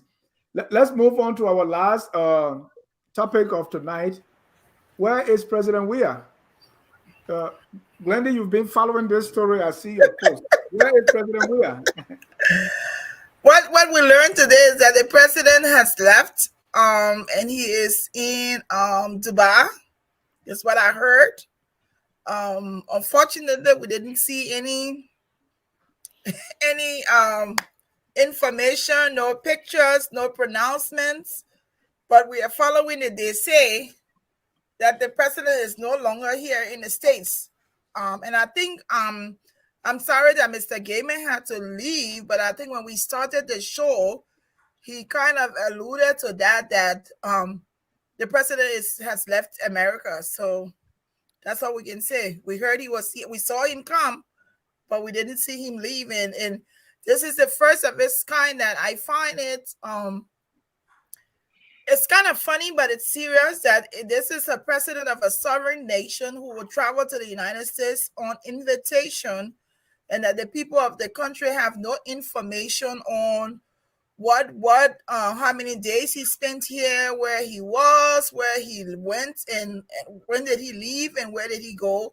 I think it's funny. I did a post asking the senators and asking the leaders of EULA where President Weah was, because I think we need to know where our president was. So I guess it wasn't that important for us to know or to have any information on his whereabouts. Some people seem to think that, he wasn't invited, but we saw him come in. I mean, and based on where we saw him, we can assume that he was invited here, but that's all we know. When you say here, what do you mean? Here in the United To the States. Okay. Invited to the States by the CIA, as we heard. Mrs. Momba, that's a lot of rumors surrounding the president's trip to the U.S. Some said, the CIA invited him. and they are talking to people and all kinds of things. Why is this happening? I mean, this Well, is we just don't know. What do you believe about the yeah, like president's you case? said, we all don't know. We all don't know if it is true that he was invited by the CIA. Then I am assuming that that invitation, is not public, because the CIA, as we all know, is a secret service. And so, if you are invited by the CIA, what would be the point of coming to disclose, reason for which you were invited? So, I think if the president is keeping it, confidential, I give it to him because obviously I don't know, and nobody knows. I don't know why he came. Right. It is not, it is out of the ordinary for the CIA to invite a certain president to the U.S. So, I mean, what would be the Yeah. reason? And why would the CIA break Well, some protocol? well, circumstances can cause people to break protocols. And so there are a lot of things shifting around the world. So we don't expect protocols to remain the same, especially if the interest of the United States is at stake. So I'm not going to be surprised if President Weah was brought over here to have a very confidential discussion in the interest of both nations. So I'm not going to elaborate. Like I say, I don't know details, and I'm not going to be guessing. Sorry. Thank you, Mr. Mame. I'm hearing, especially from our friends in the CDC, that this is unprecedented. He will be the first ever Labron president to be invited by the CIA, and this is a big deal. What do you make of this rumor? Yeah, it can be a big deal. It just depends on the consequences of the deal. So, but we, like you say, you're talking about the CIA. Yeah, you're not just talking about coming to meet a government minister or business leader. You're talking about the CIA. Those are not places you go and you expect information to leak easily. It's almost impossible to leak information from the CIA. If information leaks from the CIA wants that information to be leaked. So the president, even his inner cycle, like people on the second layer of his inner cycle, don't even know what he and the CIA discussed. What they are saying is the president came from the CIA in a jubilant mood. So their interpretation of the jubilant mood is that something good will happen. Now, nobody can be specific with this good thing. America doesn't operate good things or doesn't do good things in secret. So nobody's specific with the good things that will come out of the meeting with the CIA and everybody just saying good things, good news for Liberia. It is because the president has not disclosed what he discussed with the CIA. If, for instance, the president discussed, if the discussion with the CIA was something detrimental to him, the president would not come out of that meeting and be crying in front of his supporters. He will not do that. He will show to them that he went to a meeting that was successful and he will keep the rest as a man to You himself. say he cried? I didn't. No, I said no. So they said because the president left the meeting, that somebody close to the president who came with the president was arguing, were having a conversation and said, we don't know. He concluded, we don't know what happened in the meeting, but the president came out and he was in a jubilant mood when we met in the hotel. Okay. So I'm saying, even if there was something bad, the president wouldn't have come in the hotel and be crying. He wouldn't do that. So by seeing him happy doesn't say a whole lot about what was discussed. So What we can analyze, what we can draw from is public information on the CIA. And these are the information we want to discuss. One, the CIA doesn't investigate anybody, even an ordinary citizen. The CIA doesn't have the authority. That's public information we've researched to be able to put this situation in context. So the CIA doesn't investigate anybody for crime. Like we heard people say money laundering, drugs, corruption. So they call the president to investigate. The CIA doesn't investigate anybody. The act creating the CIA, the mission, the practice of the CIA, historical practice.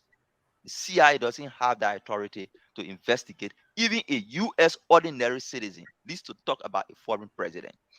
Presidents who are under investigation or who to be investigated, the FBI could do that, or they could be investigated by the International Crime Court, depending on the gravity of the crime. So CIA doesn't investigate. So you rule that off, that President Weah was investigated. You rule that off. What the CIA, however, does is the CIA primary responsibility is to gather evidence, gather information, gather intelligence. The CIA can invite a president to gather information, to gather evidence, and use that evidence to report to the U.S. government. What the U.S. government does with the information provided from the CIA is up to the U.S. government. The CIA has nothing to do with that. So we wanted to just make that clear based on public research we did. But does the CIA invite any president? Yes. Does the CIA invite presidents? Yes. What's the precedent? The president is, and most of the time, that's another point I wanted to point to. The incident I can point to is the press is from Great Britain. The visit is usually part of a presidential official visit to the U.S.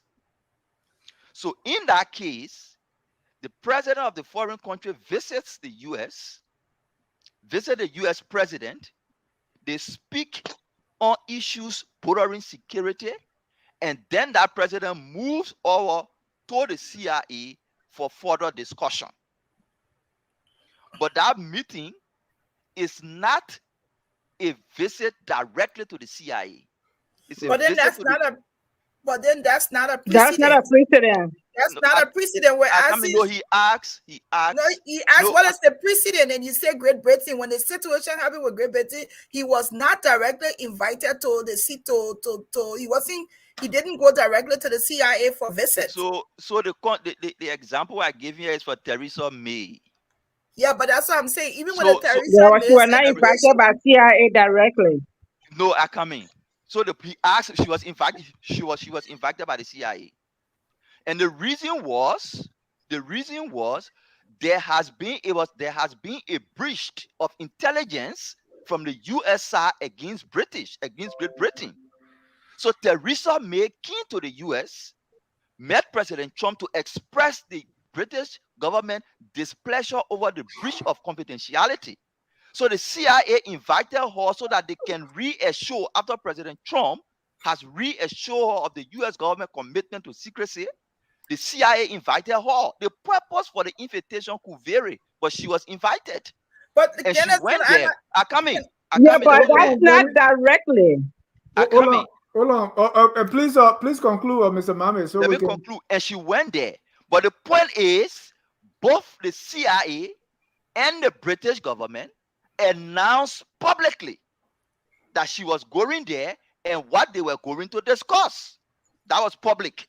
In this case, the difference is, in this case, it is private.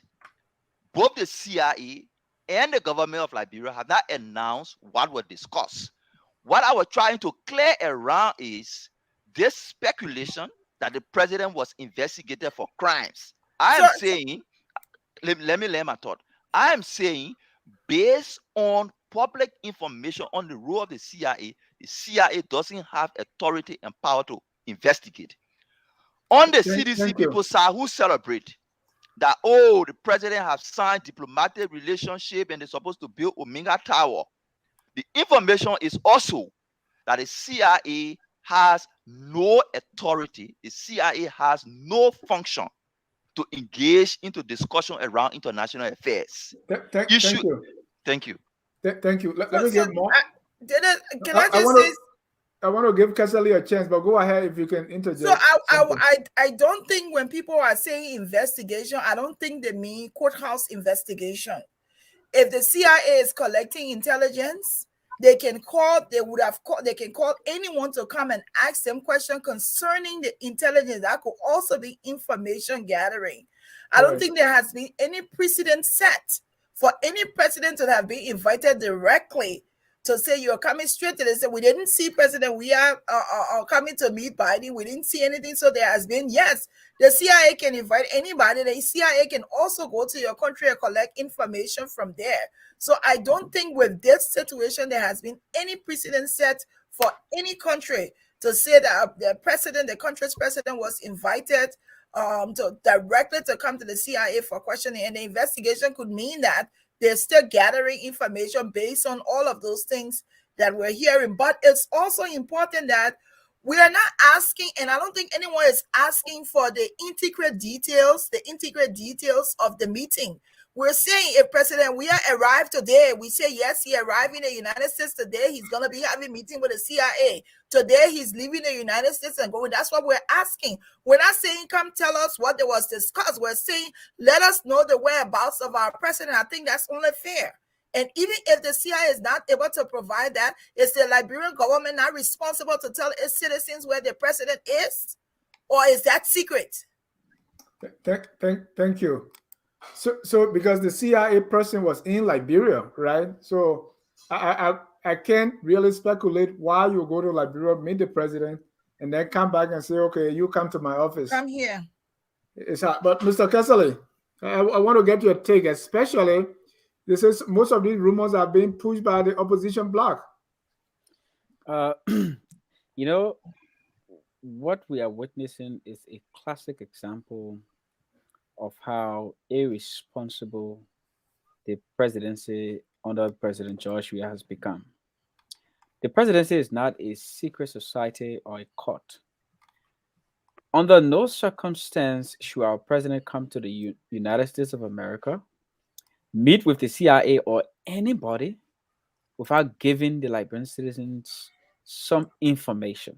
Exactly. You can give a redacted form of any information, but because we paid for him to come here, he owes us explanation. Now, you create rooms for speculations, you create problems if you fail to provide information to your citizenry. President Weah has turned Liberia into a rogue state to a great extent. You do not expect the CIA to do the job of the Liberian president. If Joshua has any ounce of respect for the Liberian people who are feeding him, taking care of him, and who he is living on and illegally taking money from, he should have provided the information to the public. Tell us what he came to do in America. How many dollars did we spend for him to come in America? We saw him in a 5-star luxury hotel. Do you know how many dollars we spent to house him in that place? Do you know how many dollars we spent to make sure he flew with his private jet? You know how many dollars it costs for his private jet to enter the airspace of the United States of America? Look, you cannot be running a country and creating rooms for speculations at this level. It is unacceptable. And this is primarily part of the reasons why we tell Liberians we cannot continue living like this. Our president should tell us what's happening. And by the way, this is not the first time. If, by the way, he met the CIA and he's under investigation, this is not the first time the CIA has met other presidents. The CIA has met other presidents before. They go to presidents, they invite presidents. But you will not come here and can't announce. Give us examples. I don't know. That's what I'm honestly asking this question. We all know Charles Taylor, for example. Charles Taylor was under investigation by the CIA. No, I The mean CIA invited to the United States, but to be investigated by the no, CIA. no, they can No. take any form and ship No, that they is were in necessary. Liberia. They were in Liberia. They can take any form and shape that is necessary. Aside from investigating George Weah, understand Liberia is a traditional ally to the United States of America. Suppose there's something that discover that needed to be What does discussed traditional in ally detail. do? I mean, you know what I mean. America literally founded Liberia. So what if they had a lot of things to talk about that they needed to bring to the attention of the president?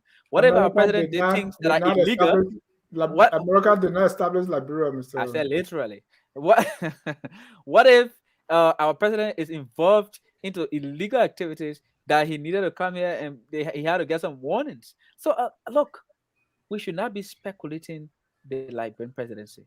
We should have Right. a responsible president who will provide the information to us because he respects us as a people. Now, these are some of the reasons that inform the things people like Honorable Yeke Kwalaba can do. How would a whole president come to a foreign country, live there for days, and do not give any information to the country? And you expect people to respect you? People would not respect you because you are using them and you are misusing them and you are abusing the power they give you. And so when people abuse President Weah, these are some of the places they come from. And these are the things he needs to right if he doesn't want people to talk to him the way they do. Thank you.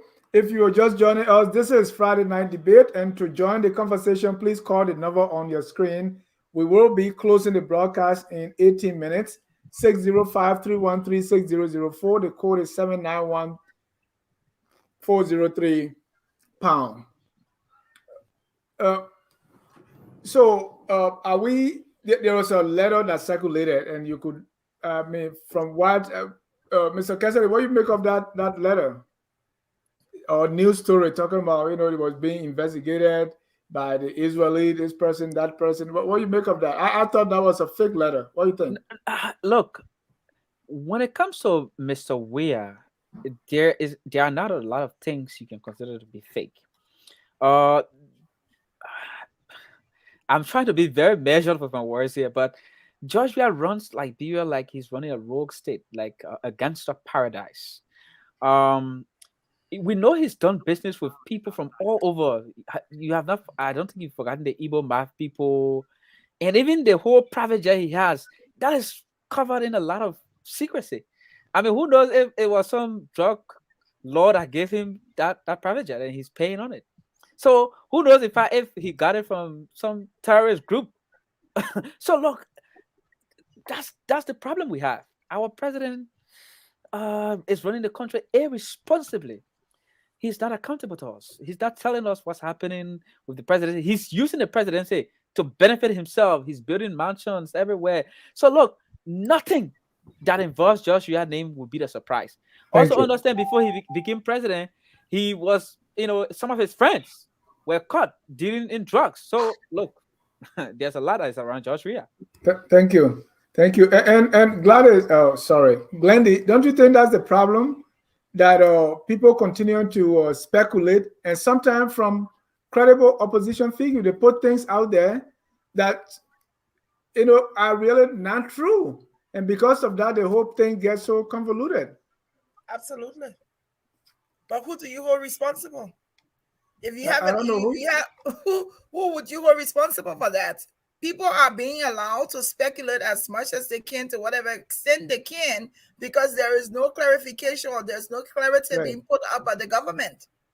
That's true. I'm a second right and say I saw George Weah at the dollar store and put it out there and take pictures and put it out there, and it's like no one's coming to say that's not true, because the government, there's no official statement from the government of Liberia. Right. This is a government. It's not like a high school play thing. He's the president of a country. Even if you don't want to give us details, you can say the president is here. Now he has left and he's gone to whatever other country. We don't even know that. I think he owes the Liberian people that. Thank you. You have a point there. When we're growing up, they say, where there is no ERBC, then ERDC take over. That's what's happening. Let's bring in some colors here. And the first color, we got 4 colors already. Let's take the first one. Aaron Public, quickly, 1 minute, please. Yes. Go ahead, Aaron. Yeah, how you doing, Dennis? I'm great. How yourself? I'm fine. Yeah, quickly, let me run through all the topics, the various topics you guys have.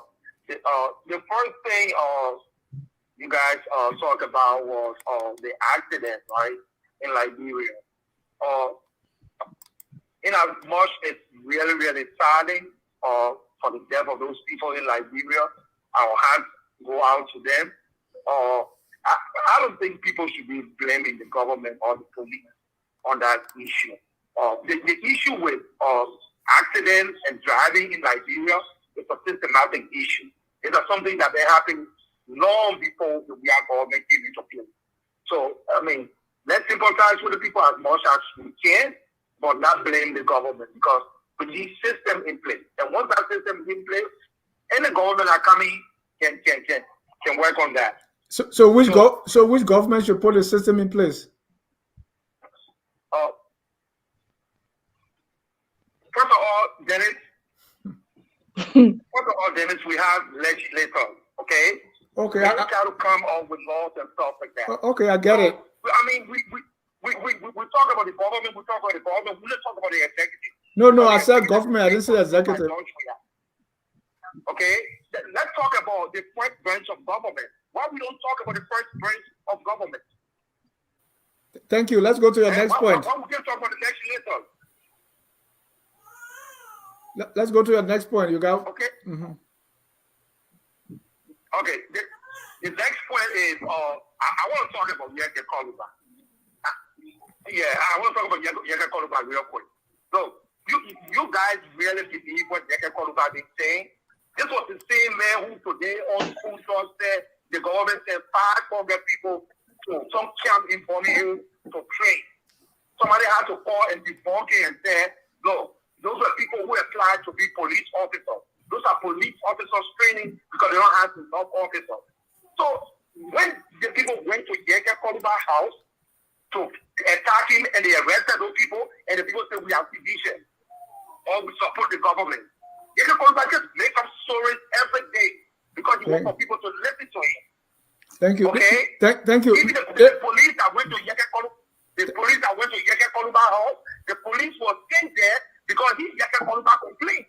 And when the police got there, he started sending people against the police officer. Thank you. Quickly before you leave, you said Yeke said there were people training in Bombing Hills, and the report is these were police officers training in Bombing Hills? Yeah, that's why he said today on his phone talk. Right, and then they debunked it and said those are actual police officers. Why are they not using the police academy? Yeah, he said it was all division. Yeah. Yeah, but if they are actual police officers, if there's actual police training, why are they not using the academy? Why Bombing Hills? That's strange. Thank you. But anyway, let me take the next caller. Thanks for your call. Well, I don't know. I don't know about that, Dennis. All right, thank you. Yeah, I don't know why the training in Bombing Hills. Thank you. Mr. Evans Morris, you're live. Go ahead, sir. Thank you, Mr. Jai, and hello to your panelists tonight. Quickly, I want to touch on what Mr. Mame was, when he was having a little exchange with Marba. When he talked about, Cummings going as vice president to Congo, I think that was an apt, analysis right there, because these people from the ANC always talk about how Cummings was a leader. He's not a leader. He didn't lead Coca-Cola. He's not a man who started his own business from the bottom up and built a multi-billion-dollar company. He didn't do that. So when people try to tout him as this, genius of business and management, it's not the case. He already met that company there. He was just a manager. He had a boss. He had a CEO who was his boss. He wasn't the executive making decisions. So let us not act as if, Cummings is better than Gongo because he was working for a big company. The only thing people like to say about him, which most of them don't like to say the quiet part out loud, is that he has more money. That's it. That's his only qualification. He didn't do any work in Liberia. He was with LBDI, and then before the war broke out, he came back to the United States. But he hasn't done any extensive work in Liberia to give him the bona fides to think that he's a better politician or a better leader in Liberia than Gongo will be. And then quickly, with this whole CIA thing, let's not forget, you have the Mossad, you have the MI6, you have the CIA. They gather information in foreign countries for the respective country. We have CIA operators in Liberia who are in constant contact with our NSA agency, you know, and they talk to the president. People have been asking about this whole drug thing, the whole arms thing coming into the country. How do you think the president or the Liberian government managed to find out about it? CIA will tip them off. So there's information sharing, intelligence gathering, intelligence sharing. You know, countries like Israel and Great Britain to do it with the United States, and Liberia is trying to build that relationship with the U.S. So there's nothing strange are you about saying they will gather the intelligence from the president of the country? Thank you. Yes, you have CIA operators in Liberia who knows everything. How do you think that America knows what's going on in Liberia? No, straight question. Would they question the president to get that information? No. The president can come and visit the United, like Mr. Douglas said on one of your shows, which I think was actually what really happened.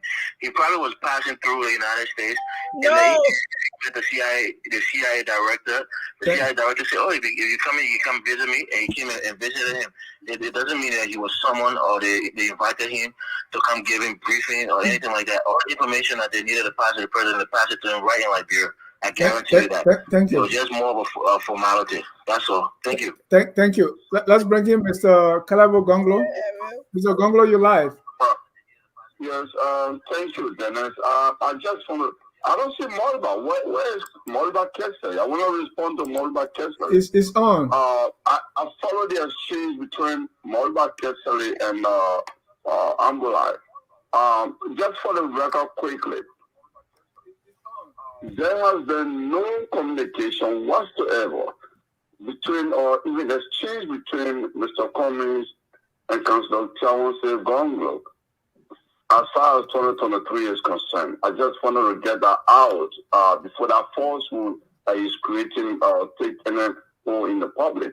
What I do know, in 2017, Mr. Cummings talked over at Councillor Gonglo law firm and said he wanted to talk to him to do political business. Councillor Gonglo response, and I can say that for the record, was, I don't do business, political business with strangers. I came in this country for over 40 years. I never heard any comments. We have gone through our turbulent times in Liberian history. I never heard any comments. What is your background? What is your philosophy? How do you understand Liberian politics? And the responses he gave left him stranded. And he just said, I can do business with you. And as I ended in 2017, since 2017, there has been no direct exchange whatsoever. Then Kessler Molba wants to come and get in the force. Well, let me get it fast out to the public, okay? Thank you. And quickly to the CIA thing. I read that letter that is circulating on the social media. For me, as an analyst that has followed the operation of the United States around the world, I have my fear. We have been an inferior president. We have been a president that is not smart. I think the American government, they have struggled with most progressive African leaders. They've been trying to have the Africa Command Center based in Africa. Ghana has rejected, Nigeria has rejected, South Africa has rejected. The powerful nations on the continent have been rejecting, but they didn't want American invasion of the continent. And Liberia has been one of the countries. They tried that, from my information, with President Salim, and she started with African Union. So now we are facing that he could be in for rule of Ukraine or October. I think we is trying to succumb to the Americans to have the CIA command center based in Liberia. I think that's my suspicion. I'm suspecting we are maybe trying to undermine African unity by giving ground to the CIA to base that powerful intelligence center in Liberia, using Liberia as a command center. Thank you. Thank you, Mr. Gonglo. Let's take another call here from Edmonton, Alberta. Someone in Edmonton is calling your name. My name is Edmund. I'm from Edmonton, Alberta, Canada. Go ahead. Is it Edwin? Edmund. Oh, Edmund. Go ahead, Edmund. Yeah, I want to greet every one of you in studio there. Thank you guys very much for reaching out. And I just have a one take on the CIA thing. What I think the United States is more or less concerned about the region, because if you notice from the French side in the region, like Burkina Faso, Mali, and Guinea, and when you check with Niger, there are active movement of the, how you call these terrorist people, ISIS, right? Yeah. They are gaining a lot of ground in that region. And when you notice one thing, all these guys that had those coup d'etat, the coup d'etat in Guinea, the coup d'etat in Burkina Faso, and the coup d'etat in Mali, they all came from one very powerful regional group from France. They are all France commando trained special forces. They are collaborating in the region. And then my take, I think America is more like concerned about the region there. And you think that's why they invited the president? Is that what you're saying? I believe so. I believe they are giving him some information. And he should be careful and check his security background. Right. And he should do something in the region, because Liberia is kind of open. And they couldn't give that they couldn't give that information in Liberia. They have to call the president here. You see, the history of the CIA, they usually give you invitation. First come to you for respect here, They visit you, give you an invitation and get back. When the CIA came to Liberia, when he had that he make a statement. He said he was kind of disappointed in Liberians, the kind of information they passing on internet and just the social media. And he went on and on. Afterward, he just cut it off. And all of a sudden, invitation was given to President Weah. Thank you. And then when you notice the region, all sort of coup d'etat has been going on. Nothing is going on with ECOWAS. The law they made that you shouldn't possess power by force.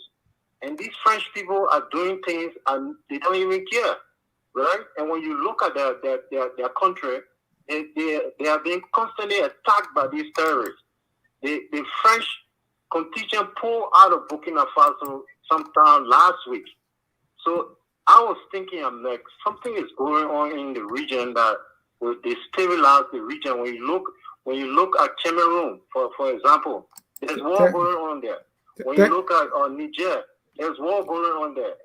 I think America is more or less concerned about that position in Liberia. And this fellow who just left the line, I think he make a serious point. They need a base in that area to control that region when it comes to territorial bases.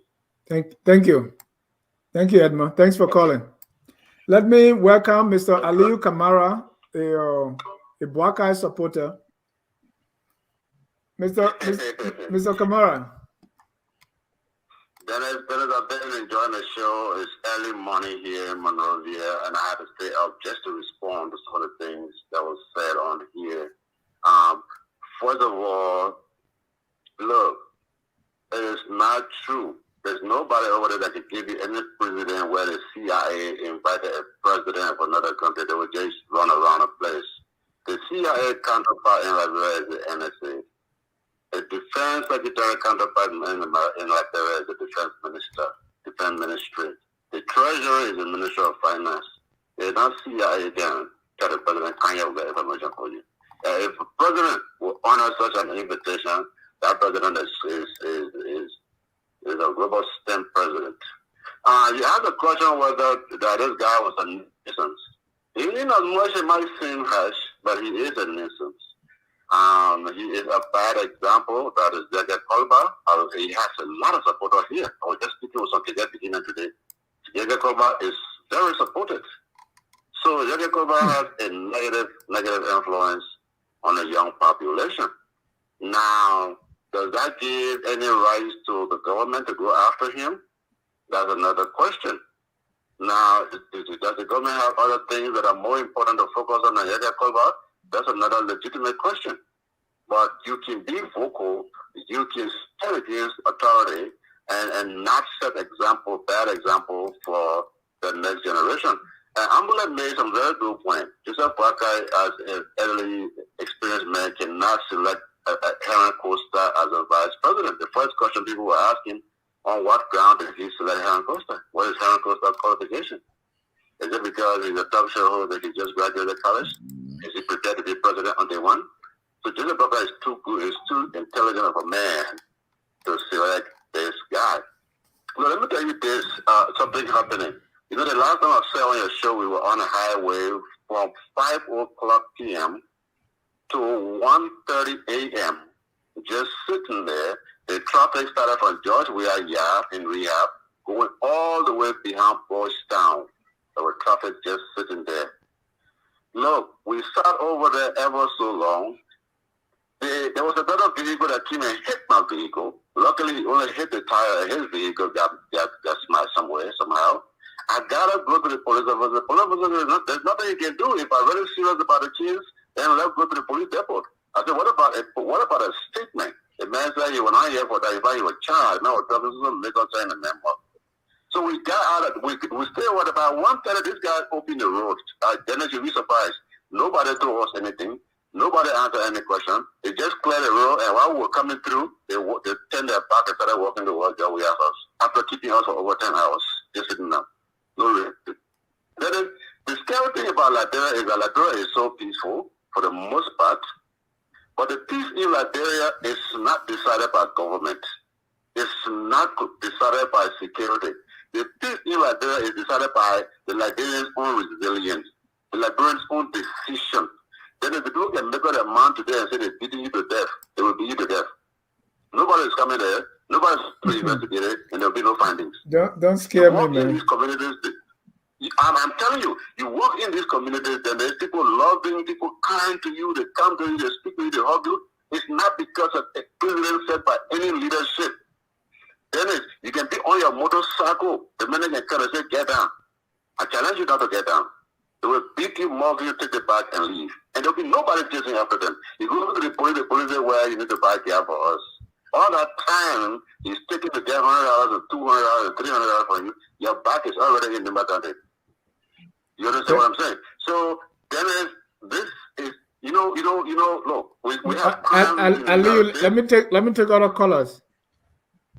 Okay, but yeah, I just wanted to let you guys know that prayer, I mean, even though I'm a pragmatic person, but I pray seems to be a country that require prayer, and not even there's no security. Nobody protecting you, you're protecting yourself. But thank you so much. Thank you. Let me bring in Mr. George Wheeler. George, you're live. Thank you very much, Mr. John. My name is George. I think you are calling, and I'm calling from Australia. Oh, okay. So, Mr. John, my reason of calling is to address two things here. And specifically, I want to mention one of your panelists, Mrs. Wale, I think Mova. Yeah. She made a comment, and I really want to, discuss this because we are parents, and one of the things that we don't want to appreciate or encourage is to allow our kids to believe that because you disagree with somebody, you have to insult them. She said something, she said, insults don't kill people. Insults don't do anything to people. But what it does do to people is that it demoralizes people, and we don't encourage our kids to do that. For instance, she said, the man calling the president does not mean that, anybody that supports the government should not go against this guy. We don't go against Yekeh because we love Weah. We go against those sort of behavior because we are a civilized nation. We are civilized people who do not, appreciate people insulting because they disagree. If you disagree, like she said, if you think that someone is doing something bad, take them to court or take them to the law. Yekeh has gone to court, won so many cases than anybody I know in history. Why can he go to the courts if he has any disagreement? I'm sure that Yekeh is doing this because he feels that he can do it against, sympathy from the people to gain votes. And it is wrong. We shouldn't encourage that. Because any person that comes into power, Mr. Wheeler, somebody else is going to be there to do the same thing. Yes, sir. What we shouldn't encourage people going to his house to attack him? Is that what we should encourage, or which one? we will not encourage any violence or anything that has to do with, engaging people because you disagree with them. Nobody should go to anyone's house. Nobody deserves to be harassed or intimidated in any form. Thank you. What Yeke Koluba is doing as well is he is doing that to other people. And the second thing I want to address is the CIA debacle in the media. So I find a little bit, comical that people would say President Weah was arrested or he went and he was interrogated. Look, we all know the story of the CIA. General Noriega, he was called for. I think an arrest warrant was put out for him by the CIA or something of sort. He did not go. So, but George Weah getting on a plane and going to America while he was caught tells you that this man is a pure man. He has nothing in his closet that the CIA is looking for or anything. He would, I don't know, people think that maybe people say that he's not diplomatic or anything. Nobody will walk to their own death. President Weah is a peaceful man. President Weah is not engaging in anything. That's why he walked there. He drove there. He went into the places where people would be thinking that he was going to be arrested or anything. He's not there anymore. So I think what we should think about now is that what has come out of that meeting. Right. What it is you think the president and his team owe any explanation to tell us? Oh, definitely. But okay, thank you. Information sometimes are classified. And just tell us that you are there, right? You don't have to tell us what you discussed, but tell us that you go in there. Yeah, no, definitely. It's something that you have to do. Yeah, you have to do that. Thank you. Thank you very much. Thank you. Let me take the last caller here, Mr. Paul. Hello? Yeah, Mr. Paul, go ahead. Yeah, thank you, Mr. John. Thank you for taking my call. So first things first, I think more people are interested in Mr. Boakai's VP pick because whoever he picks will be the de facto president or could be a potential president. So so whoever he picks will be scrutinized from that perspective. So that's why the pick of Henry Costa is raising a lot of eyebrows. That's my first point. My second point is the report you're talking about that might be false. How can it be false when the report corroborate with a lot of all the incidents out there, like from the drug bust to the guns to the mysterious deaths? How can it be fake? Again, when corroborate when all the incidents have been happening in Liberia. So I think the report needs to be investigated. Whoever wrote it should be investigated to know their legitimacy. That's my second point. My third point would be one of the callers that called and said, trying to condescend on Mr. Cummings' achievement. This is a typical behavior of we Liberians, which is really, really wrong.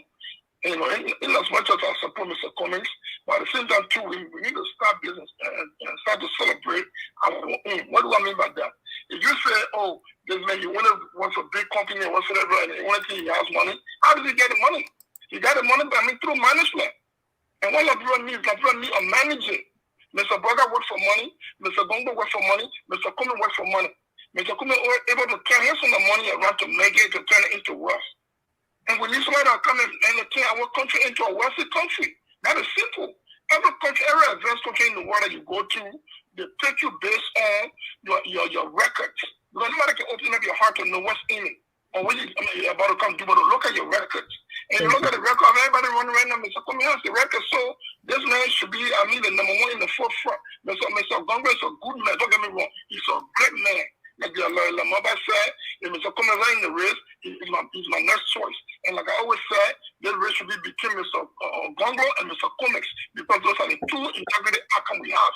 But like people, when I look at it from that perspective, they're still talking about Papi Boakai, any kind of stuff like that. But again, Mr. Gongo is a good man, but the edge that Mr. Cummings has over him is the fact that Mr. Cummings has a proven record of success. It can be taken any lightly. So thank you very much for the opportunity. Thank you so much. Thank you.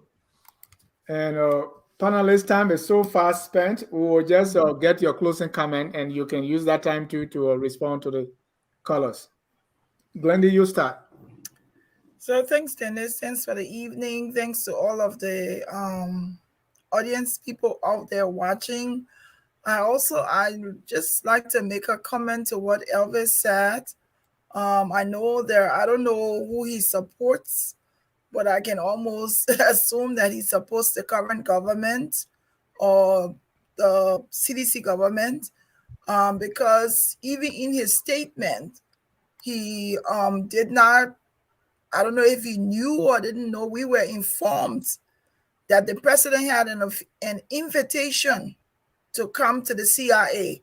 So for him to make it sound like, oh, he came to visit and he decided to stop the CIA and try to not even consider this fact, I think that was not correct, because we were told by the Weah government that they were invited by the CIA.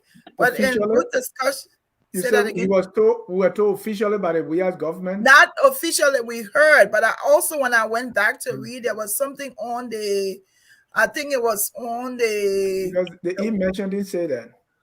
Yeah, he mentioned didn't say that, but there was this invitation came when the CIA director was in Liberia in January. Okay. So in January, I think it's somewhere on the embassy website, I saw a note there as to what this is, but they didn't tell us, but this is the hearsay that we heard.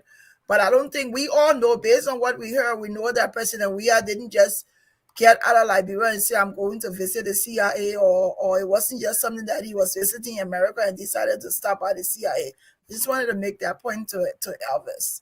Other than that, I think there's a lot of things that the government can control.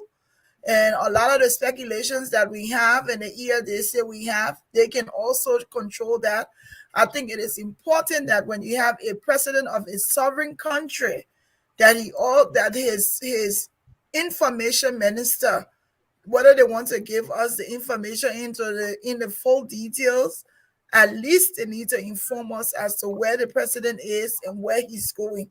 That's just the least they can do for the Liberian people.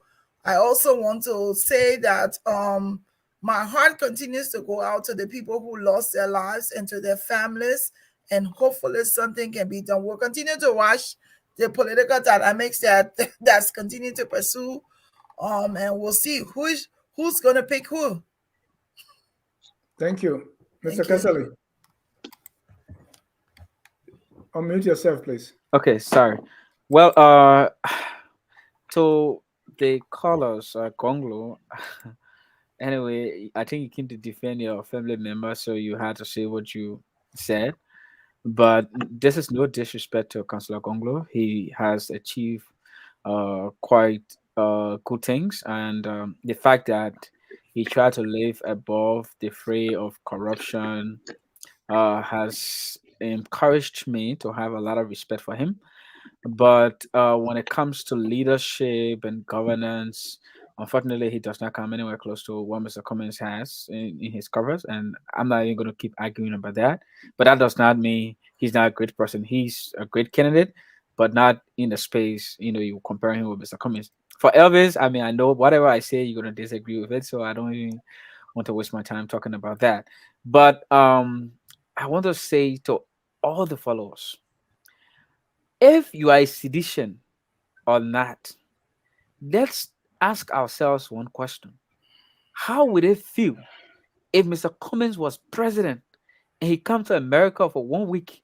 He doesn't tell anybody where he is. And I know for Mobile knows, and we don't tell anybody. How will you take Mr. Cummins to be? Look, this is not about George Weah. This is about the presidency. The presidency is bigger than George Weah. George Weah does not come anywhere close to the office that he sits in. That office is the most significant office we have in Liberia. When you occupy that office, we expect you to live in an extraordinary strata. You are no longer an ordinary human being to us. Whatever you do has to be above mere gossip and these little irresponsible things we see Josh we are doing. Because whatever you do reflect on every Liberian citizen. It is irresponsible, it is careless for us to be guessing what our president has come to do in America and who he met, how long he met them, what they discussed. That proves to us that Joshua is not serious, and we should boot him out and replace him with a more qualified and responsible candidate. And I can tell you the best person is Alexander Cummings. But look, the choice is yours. Look among the people that are running. Alex Cummings, I believe, is the best person, and we all should support him. But besides that, any other person running aside from Joshua is better than Joshua. Thank you.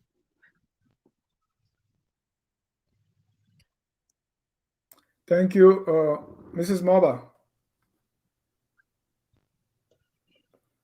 Yeah. Dennis, thank you for the show. I want to respond to Weah, one of the callers who mentioned something that had to do with Yeke. Well, in my explanation, I said that I do not support Representative Yeke's language.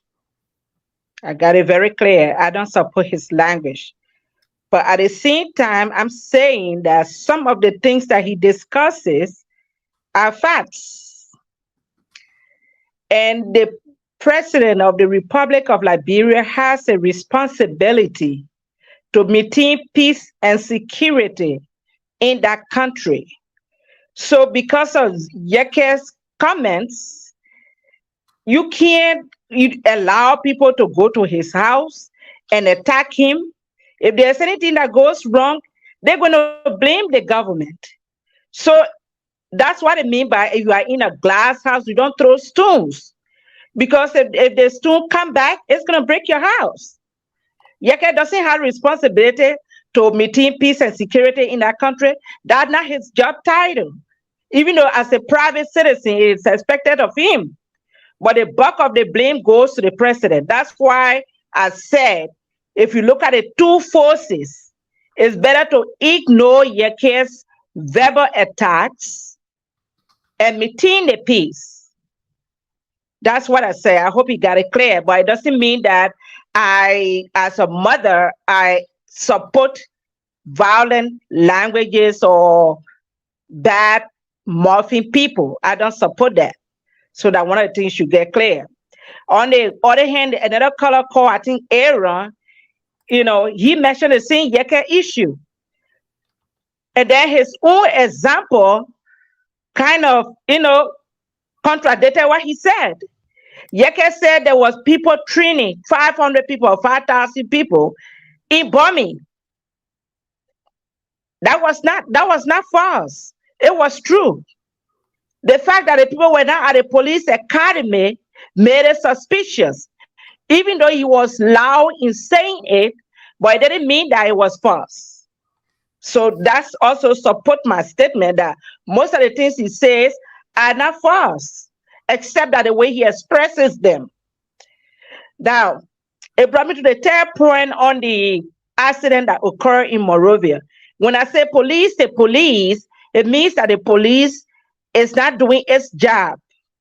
So whoever has responsibility over the police needs to check what the police is doing in the street. All they do is collect $5. Maybe nobody was monitoring that truck. If a police were watching that truck, maybe they would have stopped the driver before the accident. But all they do is, people give them money. They don't check the licenses. I was in a car with people when I travel. All they do just put their hand outside. The people say, well, I'm going to find $5 and give it to him. And they're not checking the licenses. People drive with expired licenses, or even people that don't know how to drive. They all drive vehicles. It causes massive accidents, destroying lives and properties. So the police need to be policed. Again, my heart goes out to those people that lost their relatives. Those kids would have been maybe the next presidents of Liberia, and now they are gone because of somebody's reckless driving and lawlessness in the country. You got the laws, but you're not enforcing them, and have people doing whatever they want to do. People have their own gangsters. Everybody got group. It reminds me of during the war. Everybody has some unit following them. So who do we look up to as the leader? If everybody traveling with thugs, you're not really rehabilitating the people. You're making them to be your bullet guys. Give them money to do whatever they want to do. That's not helping the country. And that's what we're talking about. Yeke was a child soldier. You all need to get it straight. If he were maybe rehabilitated, he wouldn't have done what he's doing today. So he probably has some problems. And you can't blame him because nobody took care of people that fought the war after the war. Thank you. Let me The show remind was you. nice. And thank you very much to everybody. Thank you. Let me remind you tomorrow at 3 p.m. we're going to be looking at the CBL economic bulletin or the report, and we're going to use that to look at the growth drivers of the Liberian economy sector by sector. We may go to agriculture, later on mining, and so on and so forth. But this Saturday we'll be looking at the CBL report, and we're going to use that. Then at 7 p.m. we're going to have part 2 of Bassa 360, a historic narration of the Bassa people of Bassa, 1461 to 1821. You don't want to miss that. That's the historic narration of Bassa. Also want to tell you that every Friday at 6 we have the literary hour. Every Tuesday at 7 we have Abby Tyler's Healthy Living. And every Thursday, of course, we have Tough Talking Thursday. Mami, your closing comments and respond to the client or the callers as well, if you can. Thank you for the show. Thanks to the panelists. One of the callers talk about, the legislature should make laws. I just wanted to say there are laws all on the books. We don't enforce those laws because we don't have, leaders who have the courage to do it. Because sometimes they themselves are violators of the law. So to enforce the law becomes a problem. But there are laws. For example, the ordinance on the effectiveness of vehicle that should plow the street. But the police care less. Those vehicles passed by the police, they don't arrest them, they don't ensure they meet the ordinance. So, and the reason why people don't enforce laws because they themselves are violators of the law, or they themselves are planning to violate the law. I just wanted to highlight that we have good laws on the book, but we don't just enforce them. CIA, the president's action is irresponsible to leave your country and you can state clearly where you are. Nobody expects the president to attend a meeting with the CIA, comes out and explain all the details in the meeting. Nobody expects that from a president. No country, nobody expects that from President Weah. What we, however, expect from the president is you come to America, who you met. I met the CIA. We spoke about issues of mutual interest to Liberia security. That's okay. I will be leaving. The president will be leaving Liberia on Friday. He will go to Saudi Arabia. He will meet this person and he will return to Liberia. But you travel throughout different places, no protocol, no update. Nobody knows what the president is doing. But that falls back on the legislature. The legislature should be concerned about where the president is. They should put their feet on the ground. The last time the president lied that he was in France to some forum, we managed to present the fact. The forum wrote that the president was not there. The legislature, Dillon wrote the issue, it came on the floor, and they just squashed it. So the president is doing this because he cares less, and he cares less because nobody is holding him accountable.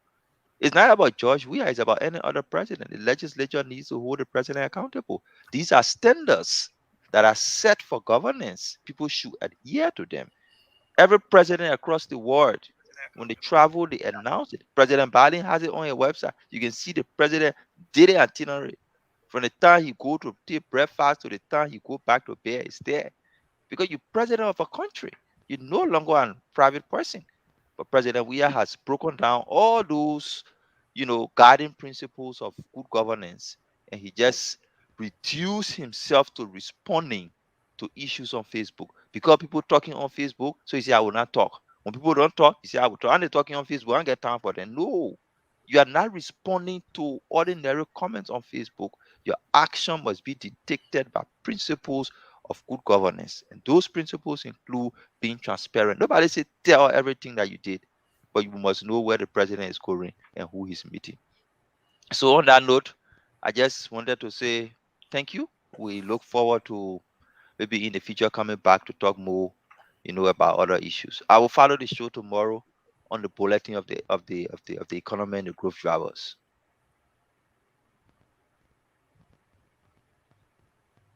Mr. Ja, we can hear You you. and you and Mamba going to debate Gonglo versus Cummins. Lone Star drew No. 2-2 today in Yes. South Africa. Yeah, congratulations to the Lone Star. But we need to Yeah, change our government. Congratulations, Lone Star. that goal was, I mean, terrific, man. In the dying minutes. Yes, most Yes. Sangara's goal. Yes, yes. Right, and it reminded me of Sangara did it. when I used to play number 7 for the Black Oh, Devils. come on. Nobody saw you playing football anywhere. You don't care? Look at him play for Black Devils. The last game I played was in Bannersville for the Black Don't be Devils. like Prince. Prince said he got black belt, but we just see the belt. No, but Tonentives there really pulled the plate for But us. thank you. Also, we just want to let you know that Mr. Gayman had an issue. He said, "Hey guys, my internet connection, I ran home and it's the same thing. Comcast is still spinning, no access." So That Mr. man Gayman over did like not bro. run away. Because I don't you know let if us he's see. out. That He had an only he internet using. issue. But so I just want to put it out there. There are some conspiracy, right? They say I kicked him out because I didn't like what he was saying. Yeah. No. That's true. All right, so there's conspiracy. But thank you so much for your time tonight. I know time is fast spent. We've gone over 2 hours. I want to thank our viewers and those who called, those who posted their comments. The comments will be there. Also, those who will watch later, we say thank you. Always watch, focus on, like the Friday night debate is the place to be. Until then, we end with our song that says, "We are all Liberians." Have a good night and enjoy your weekend. We are